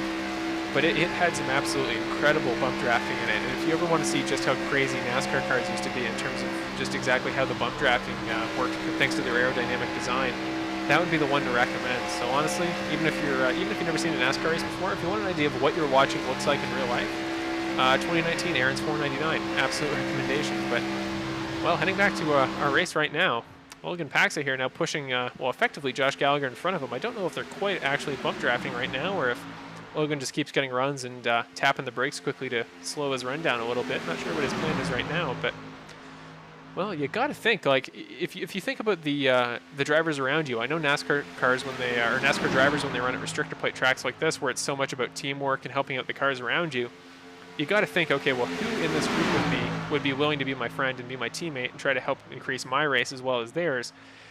And I mean, it's obvious for any of the LPM guys. I mean, first, the top tier that would help you is obviously your own teammate. So if it's Michael Krobach, Rich Foligno, or Devon Crosby, Josh Gallagher, but really any of the Lad Pedal Motorsports guys, I think they share a voice chat together trying to strategize. So you got to think they all have somewhat of a tight-knit bond going. I mean, we've seen Foligno in that front lead group in the 4-car pushing Crosby in the 5-car all the time throughout this stint. So even between LPM teams, though they are competing, you got to think that they do want to help each other as a whole, which means that Logan Paxson and Andrew Bedrosian are technically the odd ones out. But as I mentioned earlier, Andrew's been getting huge pushes, and vice versa. He's been giving huge pushes to the LPM guys around him, namely Michael Krobach specifically. So as he continues to push Michael in front of him, you got to think, well, maybe that bond will continue to show throughout the race, and it will be, I guess, what spells the end for Logan Paxson when it comes to getting draft help. But I mean, if you're Josh Gallagher and you see that, well, Crosby and Foligno have such a good dynamic going right now as we come to 18 laps to go as we pass for the 102 lap this time by. But if you see that the 5 and the 4 car up front, we're going to head by Marshall Crocker Sr., who has appeared to get back out on the track with some damage, but he'll still run the rest of the race in 8th position, which actually isn't too bad at all for points. But if you're Crosby and Foligno and you know that you guys are running a good drafting dynamic, I mean, you'll probably pair off. Krobach can trust Bedrosian because they've had great pushing going all race between the two of them, so I'd stick with that. So is Gallagher going to say, okay, well, for the sake of my race, my own Lad Pedal Motorsports green teammate of Devon Crosby's leading the race, and he's way up there. Why not just see what I can do with Logan Paxson, who's a reliable pusher, as we've seen throughout the pack all race, and knowing just how smooth of a driver Logan Paxson is from last season when he won the championship. Well, you got to think, if you're Josh Gallagher, maybe I'll take the chance, pull out a line, and see if Logan and I can get up to some damage here to finish off this race and try to get a win. Don't forget, I mean, Josh was our winner of the very first race of the season last year, and he's sitting in 5th right now in the kind of the catbird seat from that front 2 packs. So you got to think, if Gallagher could win the first race of the season 2 seasons in a row, that would be something to put on his resume for sure. Paxson looked like he was sneaking a look to the top side there, but looked like he thought the better of it and decides to still stay in the back of his line. I mean, I'd got to think that everybody is just kind of messing with each other and playing mind games, because absolutely people with the runs they could be getting could be making moves if they felt like it right now. Like seeing how far, somebody pulls out a line big time. That was Logan Paxson there. Almost goes side by side with Gallagher. Not quite sure what the situation was there, but let's head back a few spots to Logan Paxson side by side with Josh Gallagher. That's Gallagher to the inside there, but you see the number 1 car, Paxson on the top side, is going to go all the way by. Is he going to cut down into the bottom line? No, he decides not to, because Bedrosian's going to hold that spot there on the inside. So Logan Paxson kind of hung out to dry. Is anybody going to move up to the top line and decide to go with him and try to give him some help? That's the question. Paxson still with a huge run. Now he's up to third, side by side with Krobach, but not sure if anybody's going to go help him up there. I don't see why Foligno in front of him would. I mean, he's got his teammate behind him and his drafting buddy and virtual teammate in front of him, Devon Crosby, so I don't think he'd go up to help. But man, this is an impressive run Logan Paxson's got, because he doesn't have any draft help. He kind of got one good slipstream that seemed to have carried around the entire lap. Just no room to go in on the inside, though. I mean, presumably he would jump down at the bottom lane if he had the choice, unless somebody goes up top to help him. And this is exactly what I mean. I mean, they know he's the former champion. He won the whole thing last year. So not really any logical reason to try to help the former champion in terms of points for this season here. So I guess Andrew Bedrosian in his first season doesn't know that, but Andrew seems to have a loyalty to Michael in front of him. So again, it looks like for the time being, unless Logan can get really creative, he's going to have some trouble moving back up through the field without help. It's kind of a good camera angle, and it's not the most cinematic, but it gives you a very good idea of just what's happening between these lines. Looking around the track, I mean, none of the other passes would be for position. I mean, Jordan West and Marshall Crocker are both on different laps, so they won't really factor in for position for the time being. A little bit of a check up there from Crosby. Looked like Foligno was able to react well and avoid hitting him, but again, I'm just curious from a team's perspective, like what's going to happen going forward. There we go, Logan slots into the bottom line, so our endless line of 6 will now continue, but I'm just wondering what the plan is for these guys, because again, Crosby he's perfectly fine. Like, he hasn't had a move made for the lead by anybody else in the lead lap, and well, it's been a while. He's kind of had a smooth sailing ride there for the last little bit, but ahead of him is Rich Foligno, or behind him I should say, is Rich Foligno in the 4 car with Michael behind him. The group of those 3 guys they don't seem to want to do anything for the time being. And Andrew, I'm not sure whether it's because he can't, and he just can't find an opening to get by Michael there, or just because he doesn't want to. And really what I'll say is that at Talladega, really any restrictor plate track, I mean, being in the lead on the last lap means so little. Like, anybody that's watched a Daytona 500 race, that's won a Daytona 500 race all decade, will know that whoever's leading on the last lap, virtually, if ever, wins the race. I mean, this year didn't happen. Last year didn't. I honestly can't remember a race in the last 5 years, the Daytona 500, where the leader on the last lap has won the race. And I think that'll be the very similar case here. It just becomes a question of, as we see Gallagher and Paxson kind of get phased out of that front 4, it just becomes a question of, okay, who's going to make the big move? Who's going to take the chance, trying to make a move on Devon Crosby for the lead? Devon Crosby, it's important to mention as well, Devon doesn't have a win in the series to his own name officially. I mean, he came very close last season a couple times. I think he had 2 second places at ovals, including a great performance in our All-Star race that almost resulted in a win. But yeah, he hasn't officially won a race yet this season, so as we come to 12 to go this time, coming by for lap 108, well, he's the guy to beat right now for the time being. But again, you don't want to lull yourself into a false sense of security thinking you're all high and mighty right now, because, well, the guys behind you are really probably just waiting until they get brave and decide they care more about their individual race than helping out a potential teammate. So, well, trying to think of the championship points in the grand scheme of things for the teams. I mean, currently, based on the bonus points for winning, that would be LPM Green. That would be leading after race 1 in terms of the points. They'd be 1 ahead of LPM Blue. That's besides the fact from bonus points. Not quite sure who was the fastest lap of the race so far, because they would get an additional bonus point. But yeah, again, I'll try to. I might even post the point standings for this season in somewhere that's public, so that all the fans of the series can feel free to check it out whenever they wish. Maybe I'll put the link to that in the very next broadcast. But for the time being, still a big push from Foligno and on Crosby. It's just a waiting game, really. I promise you that for now, it may just look like a line of 6 cars, but momentarily this is going to go crazy. I'll actually throw up the battle box for a second, because not quite as helpful at ovals, but it's that is not the proper format. Hopefully that should, there we go. But it's interesting to throw it up just to see exactly how close these cars are. I mean, you see how many car lengths that is, but that should give you a good idea of just how fast the cars are here at Talladega, that all 6 cars there are separated by only half a second. But yeah, those groups of 2 there still continuing. We're going to go 10 to go this time by. Thank you again, everybody out there, for sticking with us through this race. This has been a long, long one, but fitting way to start the season. Because really, this is an absolute barn burner of a race, and one that will be very, very well-deserved for the race winner. See Rich Foligno in there behind Crosby. He's going to peek out for the second time, I think, this lap there, but no, once again decides the better of it, decides he doesn't want to make anything happen for the time being. And again, I don't blame him. Don't take any unnecessary risks until the last lap when you really have a chance for the win if you make a good pass. So, oh, he's going to look to the inside this time. Rich Foligno may be done sitting behind Crosby. By far the guy peeking out the most from the car in front of him in this pack. Logan Paxson, I mean, obviously heads to the high side, but at this point, I'm just waiting to see if anybody goes up there to try to help him. I honestly feel bad for the guy. If I were, oh, sorry about that. But yeah, if I were in this race like I was in the practice race the other day, I'd definitely pick one with Logan right now, because at a certain point, that inside line with more cars can be helpful for the sake of drafting, but it can also be a lot more complicated too. You see Krobach kind of wipes out a little bit to the inside of the apron there. But yeah, you know, it can be dangerous, a dangerous game to play to try to run in a line that big, because any mistake one guy makes, it's kind of a domino effect to the others, especially if Crosby were to slip up, because then you run the risk of the guys, sorry about that, all checking up behind and making mistakes. So if the guy out there can just go and push Paxa, if I were Bedrosian, it would be me, because now Paxa's all the way up beside Rich Foligno. And again, if he gets the, almost makes contact with the rear quarter panel there. That could have been dangerous, but yeah, he's going to cycle back through the corner here, and the inside line's going to push by him again. But again, it's that Loud Pedal Motorsports affiliation, I think, in the, again, what's the word I'm looking for? Not the I don't know. You know what I'm trying to say. The LPM guys are going to stick together, and unless Logan can get creative and maybe try to convince Bedrosian to help him. You got to think they're all in the voice chat together. I know most of the LPM guys will probably be on their own voice channel, but neither Paxson nor Bedrosian are LPM guys. So if I'm Logan, this becomes kind of a political game where you're just trying to talk to Bedrosian and see if he will actually go up and help you there on the inside line.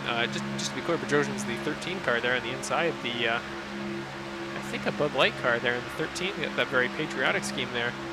But I also wonder if Josh Gallagher there in the 6 car, the fourth of the 4 LPM guys, I wonder if he's just going to get tired of sitting back there all the way in 6th and just kind of shove Bedrosian out of the way. And if that were the case, well, Bedrosian might be on the high line in a perfect spot to go help Paxa. It just depends on how long Gallagher is content with sitting in his current spot. And Talladega is a huge track, but at a certain point, you do need a few laps in advance to try to make a move for the lead, especially if you're all the way back in 6th in a straight line. So, well, again, it's all speculation at this point, ladies and gentlemen, because I don't know what's going to happen until it happens. And again, for the time being, Logan continues to sit on that outside line. Very impressive job by Logan, actually. Oh, somebody just dropped out there. But very impressive job by Logan on the outside line, because if you see where he's sitting right on that white line, the bottom of the two. And the lower down he sits and the closer to the inside he sits, the faster he makes it around the entire corner. You see a lap car of Marshall Crocker Sr. there on the inside. They all go by him trouble-free. But, yeah, I mean, the lower he sits, the better he goes through these corners. Oh, there's an opening there that you might be able to take if he goes for it. Yeah, that's almost enough of an opening if he's willing to make the move. Doesn't look like he's willing to for the time being, so Bedrosian will close up again to Krobach, and no doubt if he gets a good push from Andrew this time, he will maybe even make a move on Foligno himself. That's Manuel Garrett on the outside there that they just went by. Another lap car who has damage from an earlier incident. But Bedrosian kind of blinking in and out. He's running off the state server, so he might be a little bit more in and out than other drivers here. But well, once again we come to 6 to go this time by technically. So there we go. We come into corner 4. We'll switch to a different camera angle because well, it's a good one to get a good idea of where everybody is. Well, for the time being, nobody's going anywhere. So Gallagher gets on the back end of Bedrosian. I'm not sure if that's what that was, or if Andrew just kind of lost some traction there coming out of 4, but kind of lost the back end for a bit, managed to save it. Logan Paxson still remains on that top side, but again, I wonder if Gallagher's just going to get sick of where he is, make a move on Bedrosian, and that's the chain reaction that'll send Andrew up to the top line to go help Paxson to try to win this thing from the outside. It will be important to mention, so in our practice race the other day, I didn't quite get a picture of the finish, but it was actually a crash in the very last corner between Crosby, Krobach, and Paxa, who were the top 3 at the time. Yeah, the 3 of them actually got together coming across the finish line. I think Paxa got into Krobach, got into Crosby, who hooked Krobach, and Michael came across the finish line as the winner there after a chaotic finish that time. So that finish was incredible, but it involved the driver spinning across the finish line. And honestly, I wouldn't be too surprised if that were the case right now, because again, you see the sportsmanlike and you see the team affiliation between the drivers right now, not meaning any of the inside guys want to move. But when this becomes a thing for who wants the bragging rights for winning such a long and strenuous race as this one, guys are going to start making big moves, and when they do, well, that may be exactly when Logan Paxson is able to capitalize. So it's been a race of patience so far. That's kind of the name of the game, is just well, it's waiting for somebody to make a mistake before you do, and for the time being, that's not going to happen if everybody continues to do what they're doing. Going to be 4 to go when they cross the line this time, lap 117.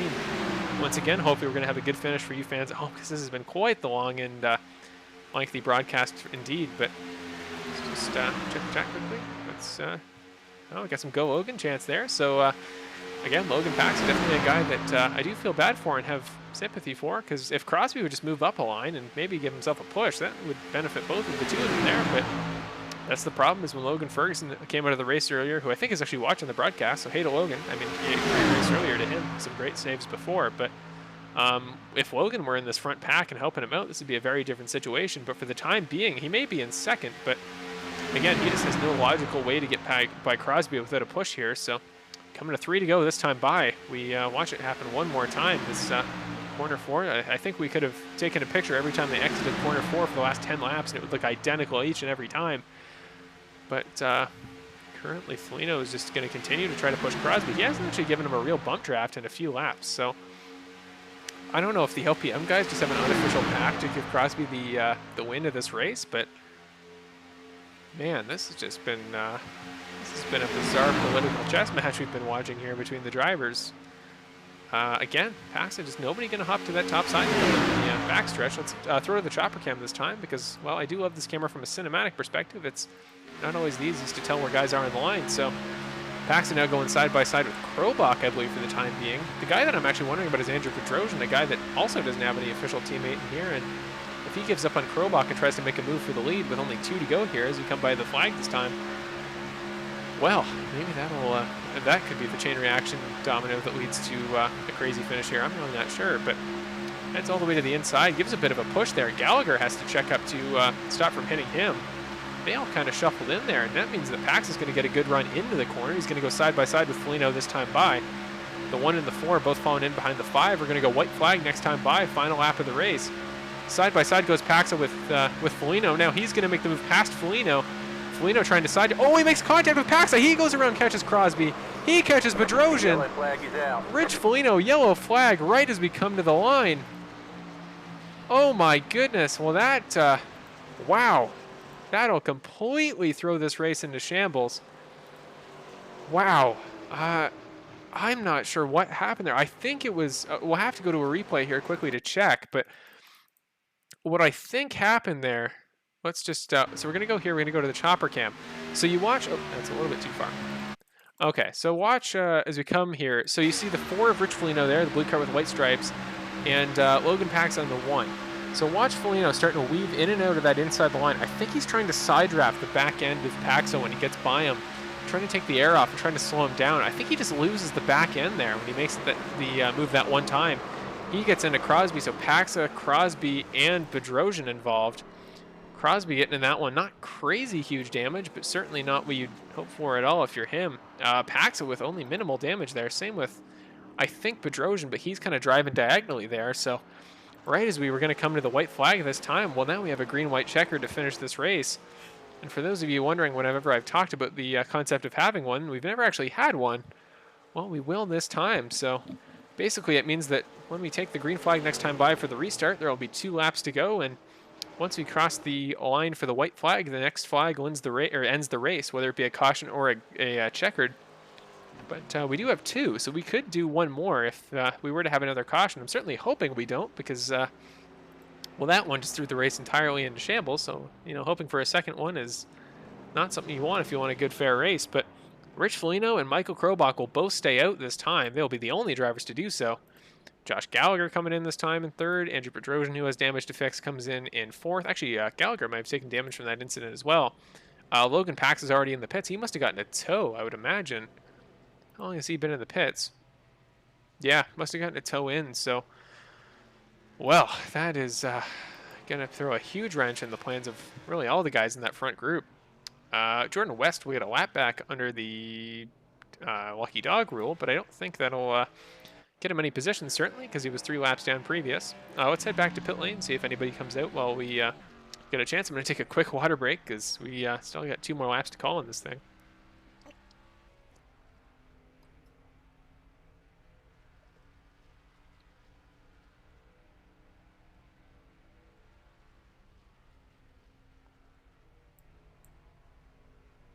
No, looks like we're going to have a bit of a wait here for any of those guys to come back out on track. Looks like the damage they sustained was, well, first of all, they're out of quick repairs to fix it, so they're going to have to wait in there a little bit. And Josh Gallagher actually leaving the pit lane this time by, so, well, he will rejoin presumably 3rd, which, oh, no, he's already out there. So Marshall Crocker Sr., my father, actually there in the 3rd spot in line, but he's in 8th position, a few laps down there, so he could get his lap back, but unless one of those 2 guys in the pits, whether it be Paxson or Crosby, doesn't return to the track, I think he's done gaining positions for the race just because too much damage to pass under green. He's a few too many laps down to make up any laps this late in the race. Well, 2 laps to go. I'd imagine that, well, basically I'd say if my dad can make up 4 laps in 2 laps with a broken car, he should just be in real-life NASCAR because I don't think anybody can do that. So we'll see, though, because if Paxson and Crosby don't actually come back out of the pits, which currently they have not, they are still in there on my screen at least. So if that's the case and they don't return, I think he would get them by 1 lap, if I understand correctly, which actually that would put him in 6th position. And if he's able to get Jordan West, which I don't think he would be able to, where is Jordan West on track? There he is at the back of this little line here, so I don't foresee that happening, but you never know. He could move up to 6th if neither Paxson or Crosby are able to re-enter the track. Let's just actually go check on the 2 of them, see if they are still in the pits. Yeah, Paxson's in there getting damage repaired, same with Crosby, so, well, I mean, I haven't really had time to digest that incident yet, but, oh, that's unfortunate, man, because Devon was, I think he'd led about the last 30 laps or something. He was just having a dominant late portion of this race, and that's the thing about restrictor plate racing, is in real life, I mean, you don't have quick repairs. Your race can end in a second like that, and some guys will lead, well, it's a 2-lap race. You can lead 180 laps of the race, and one incident like that sends you around that could end your night. So it's one of those times where I've wanted to be a race car driver since I was a kid, but it's times like that I'd imagine would be rough on you as a race car driver. But man, I mean, races like Talladega, man, this looks like so much fun, and I don't think there are many drivers out there who would pass up an experience to run these cars as fast as they can at a track with such a high banking as this one. But enough of that. Let's head back to the race, and well, really, we only have 4 drivers left in contention for the win here, and 2 of them are the same team there. We got the LPM Blue guys in the front row. That's Rich Foligno and Michael Krobach, the new team pairing for this season that has just had an absolutely incredible race so far. They've kind of been the really, if we had 2 heads of the field, it's both of those gentlemen, because it feels like they not only do they never get into incidents, as far as I know, at least as far as we've seen this race, but they never really do come close. They're quick at reacting, and I mean, Rich got in one earlier this race, but he had a quick repair to spare, and he still has one if he needs it after the first attempt at a green-white checker, if we were to have another caution in this very first lap. But obviously, I'm never hoping for that, and with 1 more green flag restart to go, this will be our 10th green flag of the race. Well, let's hope for the best. Let's hope for a smooth sailing, clean restart here, and let's see if Andrew Bedrosian and Josh Gallagher, the 2 cars in behind, will be able to make a pass and try to win this thing. 4 guys left to go. Rich Foligno would be looking for his first win in the series.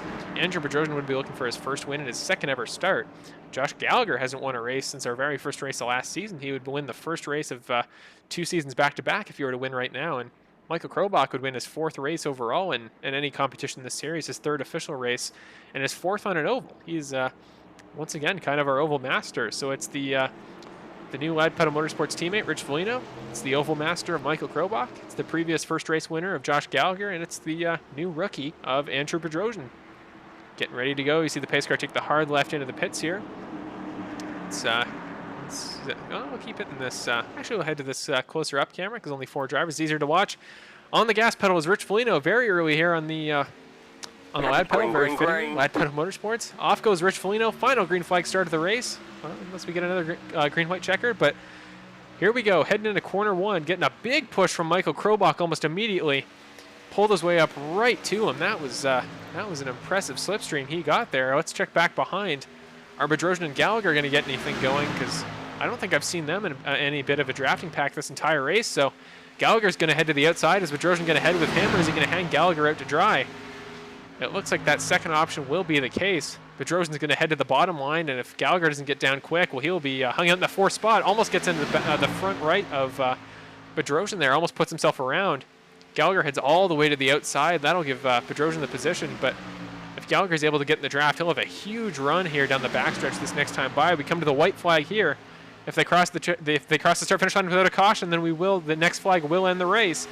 Almost had one there because Gallagher almost sent Bedrosian around, but white flag, one more to go, lap 124 of 124. This will decide the winner of the first race of the second season of the Karts to Computers Racing Series. Bedrosian moving up to the top three there. Gallagher now at the back of the line like he was a few laps ago. Now Gallagher goes up at the top. Not sure where Bedrosian is. Now Michael's going to go up with Gallagher. The line switch. Michael's going to hang Foligno out to dry. Now Foligno on the inside.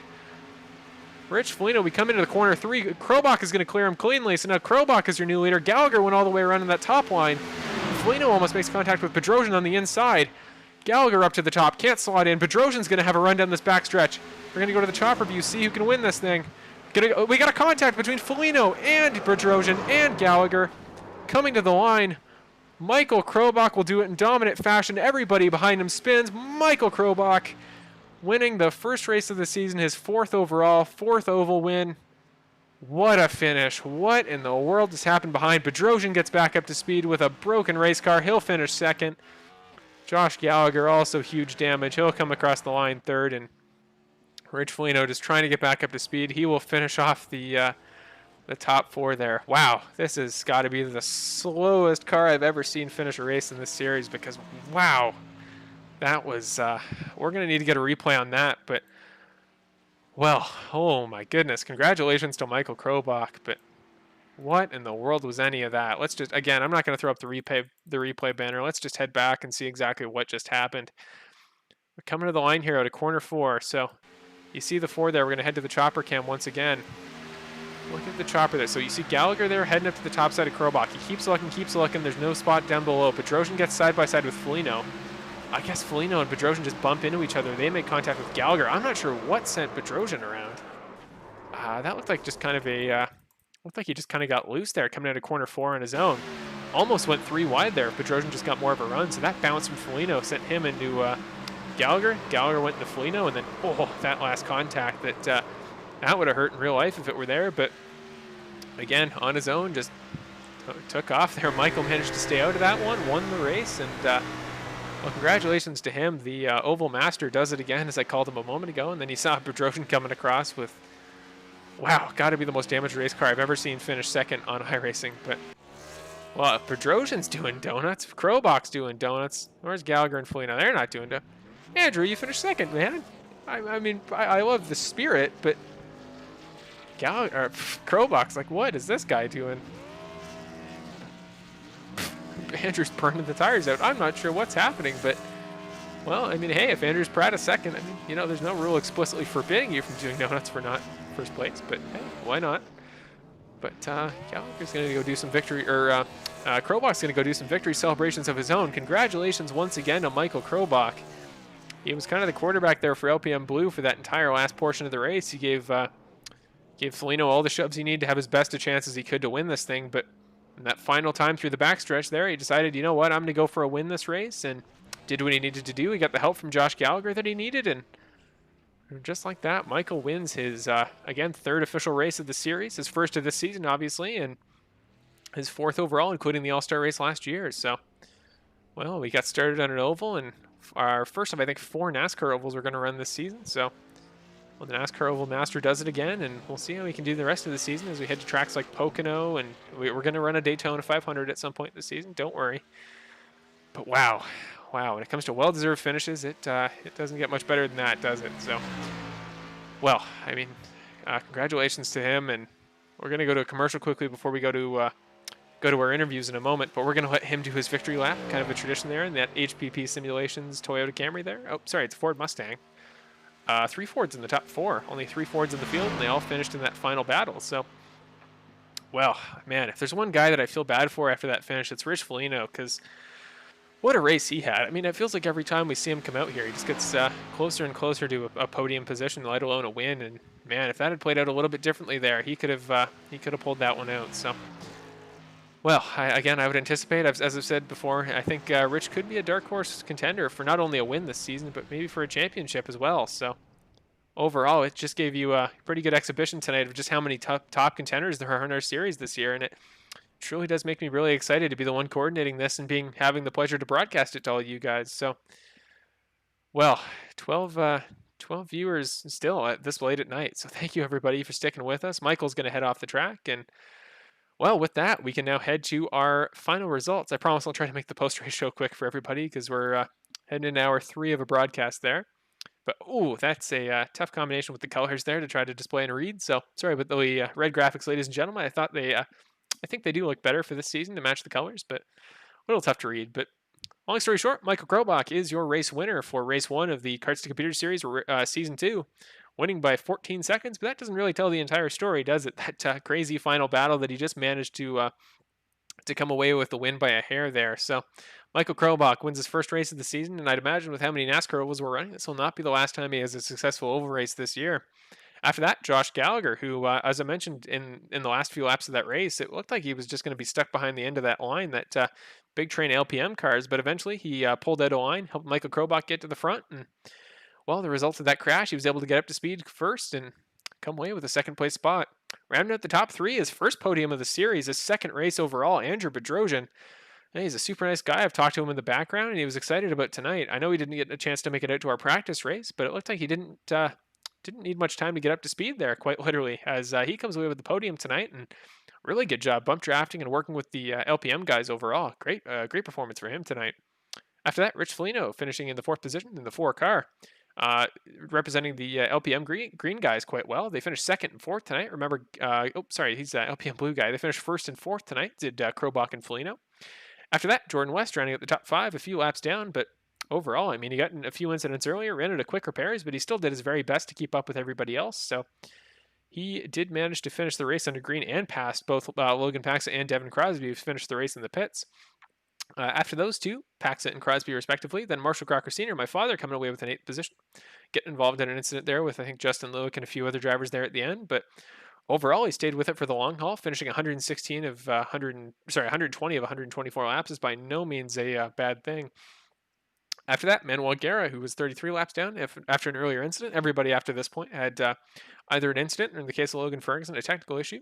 So Manuel Guerra, Justin Looock rounding up the top 10. John Guerra, Max Preston making his debut, who overall ran quick today, but at the very end just got in an incident, I think, on about lap 85 and was not able to finish the race. And after that, Logan Ferguson rounding out your field. So, well, we will pull that graphic down and we'll get to our interviews momentarily. I know I did have a audio issue with the interviews a moment ago, so I will need to fix my audio settings before we go to the interview.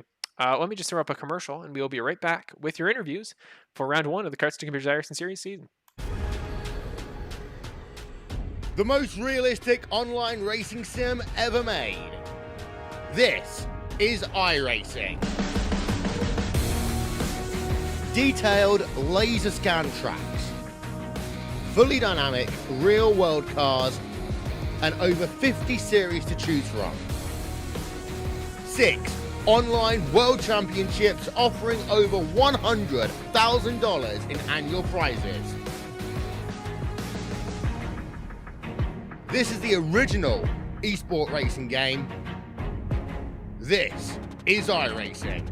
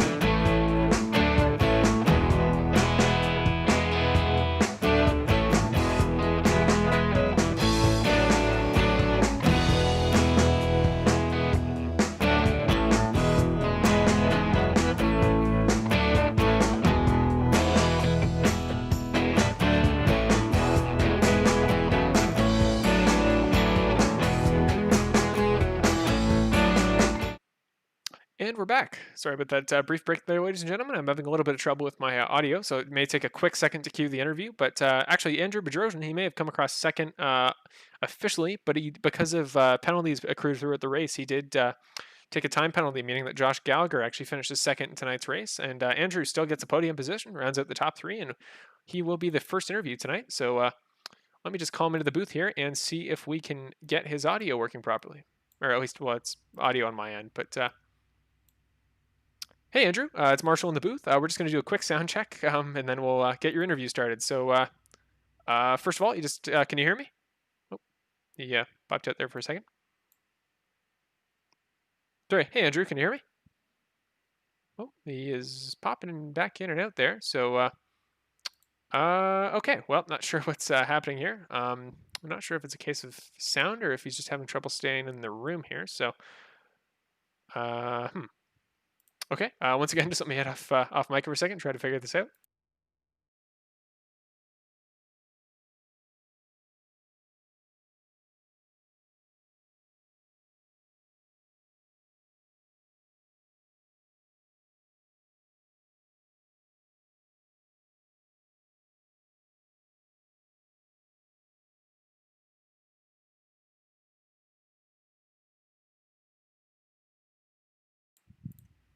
Well, there we go. Hopefully I got it working there. But we are interviewing your third place finisher for tonight's race, making it only his second start in the series. But, well, what a second start it was. Andrew Bedrosian, I mean, what a performance by you today. It was a tough race for sure. It looked like everybody was keeping it clean with their bump drafting and everything. And you were kind of in that little inside pack with all the Lad Pedal Motorsports guys, that with Josh and Michael and Rich. But do you just kind of walk me through, like, what was your strategy there in the race as a whole with such a long race? Were you just trying to stay clean at the beginning there and run with all the Lad Pedal Motorsports guys and bump draft whoever you could, or were you looking out for your own race and trying to get to the front early?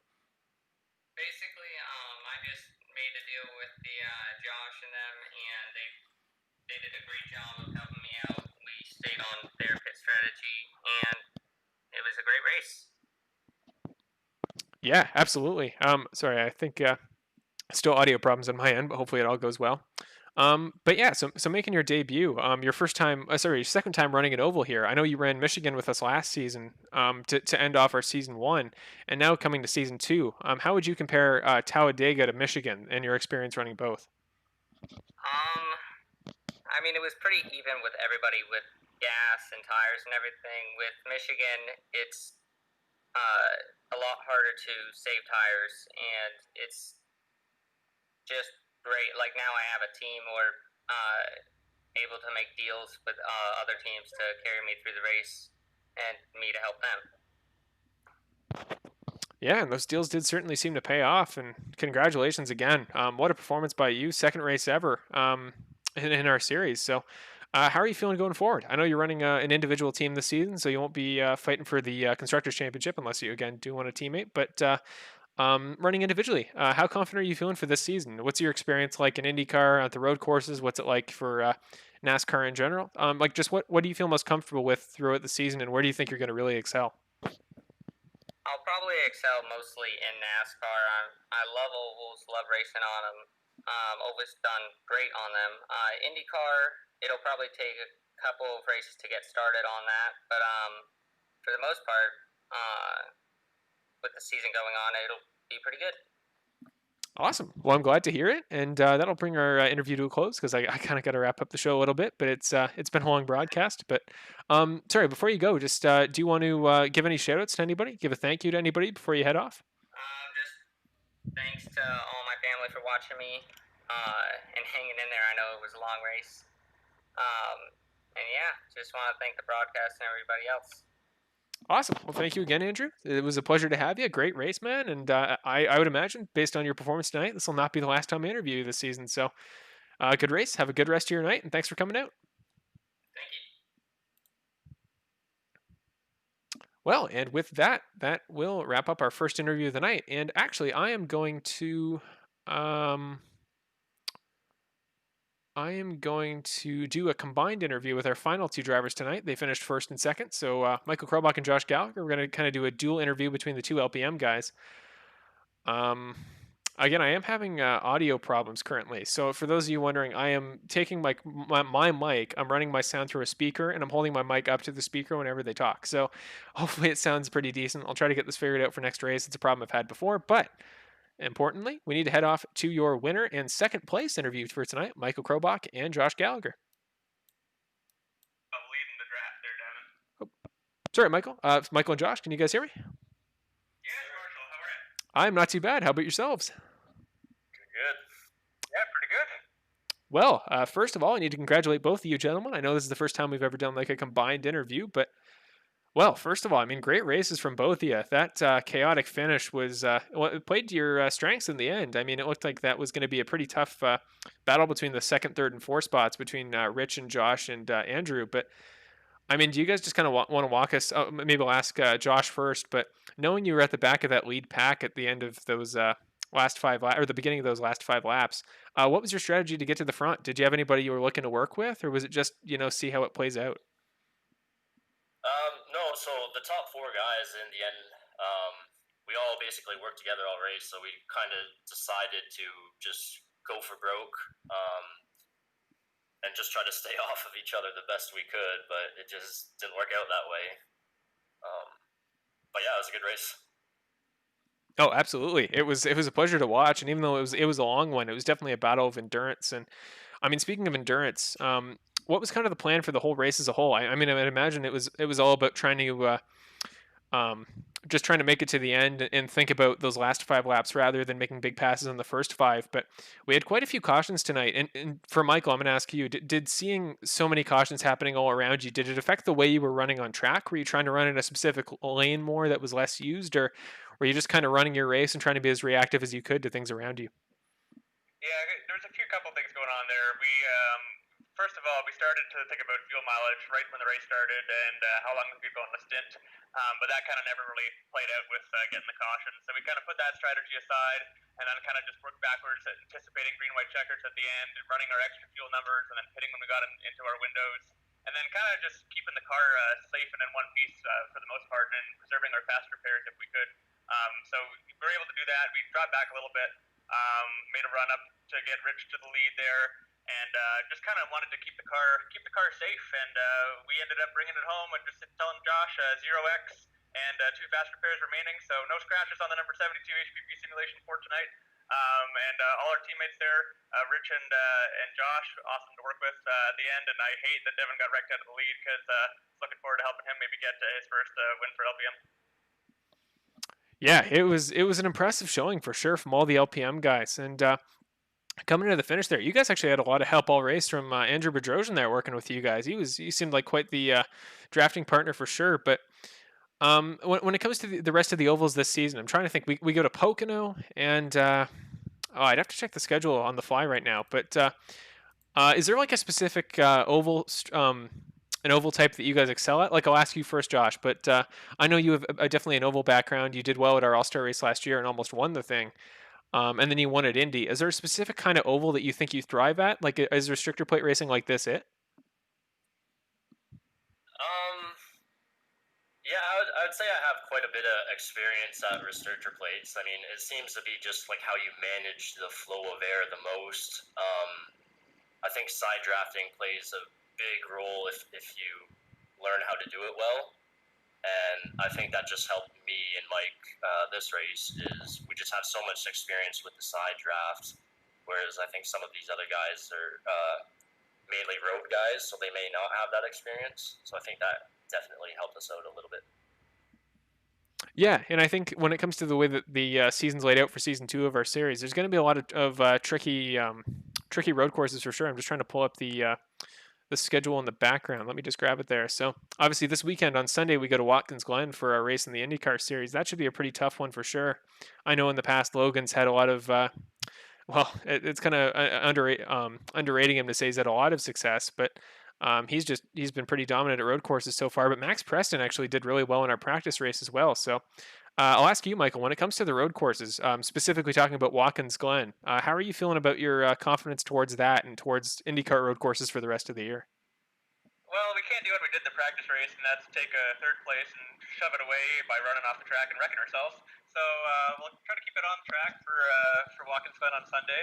I like that road course. I have a little bit of experience there, not a lot. I think Logan's going to be fast, but we'll put some practice in there and try to beat him, or at least make a race out of it.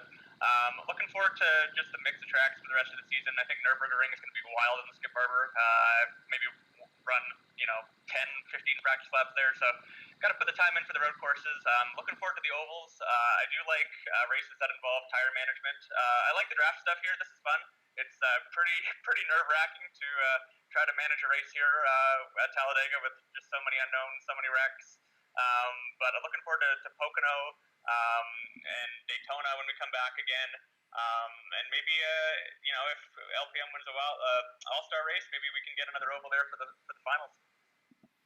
Yeah, I mean, considering it's at Indy this year, I mean, Josh, you're a former Indy winner yourself. Last season, you won our very first race of the series, so there's definitely precedent for that. I'd imagine if we're going to see an oval at the end of the year, well, that'll make our new playoff format even more impactful for you guys. So, well, I will go one by one. I'm going to ask you guys, is there anybody you want to give a shout out to or give a thanks to? I'll go with Josh first. All the guys at LPM there, Mike, Rich, Devon, Andrew helped us out today. So first shout out goes to those guys, and then everybody else who just showed up to race. I know participation's been a little bit iffy right now, so it was really nice that we could get more than I thought were going to show up. So thank you to everybody out there who showed up to race with us. Yeah, absolutely. And I think with a lot of guys running part-time this year, I think our attendance should hopefully get better for certain tracks. Specifically, I'd love to see, as Michael mentioned, I'd love to see like a busy Nürburgring race, like with 20 plus guys running around that track. That would just be insane. So, but yeah, I'll throw it to Michael as the race winner, first race of the season. Anybody? I know you got sponsors to shout out, but is there anybody you want to give thanks to as well? Yeah, I got to thank you for hosting the series and bringing it back for a second season. It's going to be a lot of fun. Hopefully we can take the fight to Logan. I know he's got the edge coming in, but I think LPM sticking together is going to be awesome. I got to thank Rich for LPM Blue. He was an awesome teammate to work with and get to the front, help him lead some laps, and he helped me to get to the front. So I got to give a huge shout out to him. Thank Josh and Devon, as always, awesome guys to run with and to chat with. And thank Andrew for coming out here and working with us all race to the very end, sticking with us on pit strategy and drafting. That was great to have another forward in the field there to help us. And, of course, all the sponsors, HPP Simulation, Clipping That Apex, Thumbs Up, Cancer Down, Spotlights, Sim Racing Apps, Ready to Frag, Host Venom, Fleximation Systems, CJ Automotive, and Amsoil by Adam Weddle. Awesome. Well, first of all, again, thank you guys for coming out tonight. It was a pleasure to have you. You guys made for some great racing there at the end. It was a very exciting finish. Definitely, I think, probably my favorite we've had all series. So it was a pleasure to have you too. Thank you again for coming out. Thanks for making it so exciting. And again, for both of you gentlemen, I'd imagine this won't be the last time I interview you this year. So I can't wait to see you guys out next time. And again, thanks for coming out. Have a good rest of your night. And have a good race on Sunday at Watkins Glen. Thanks, Marshall. Yeah, thanks, Marshall. You too. Have a good night.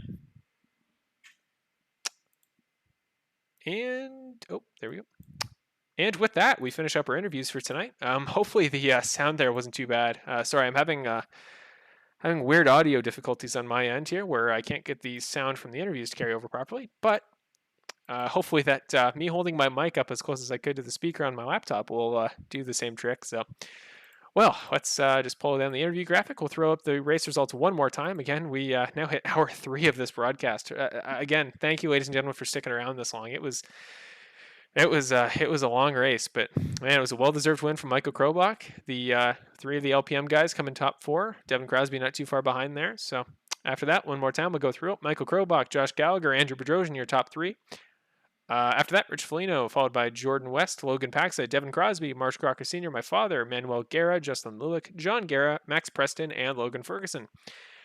Will be your race results tonight.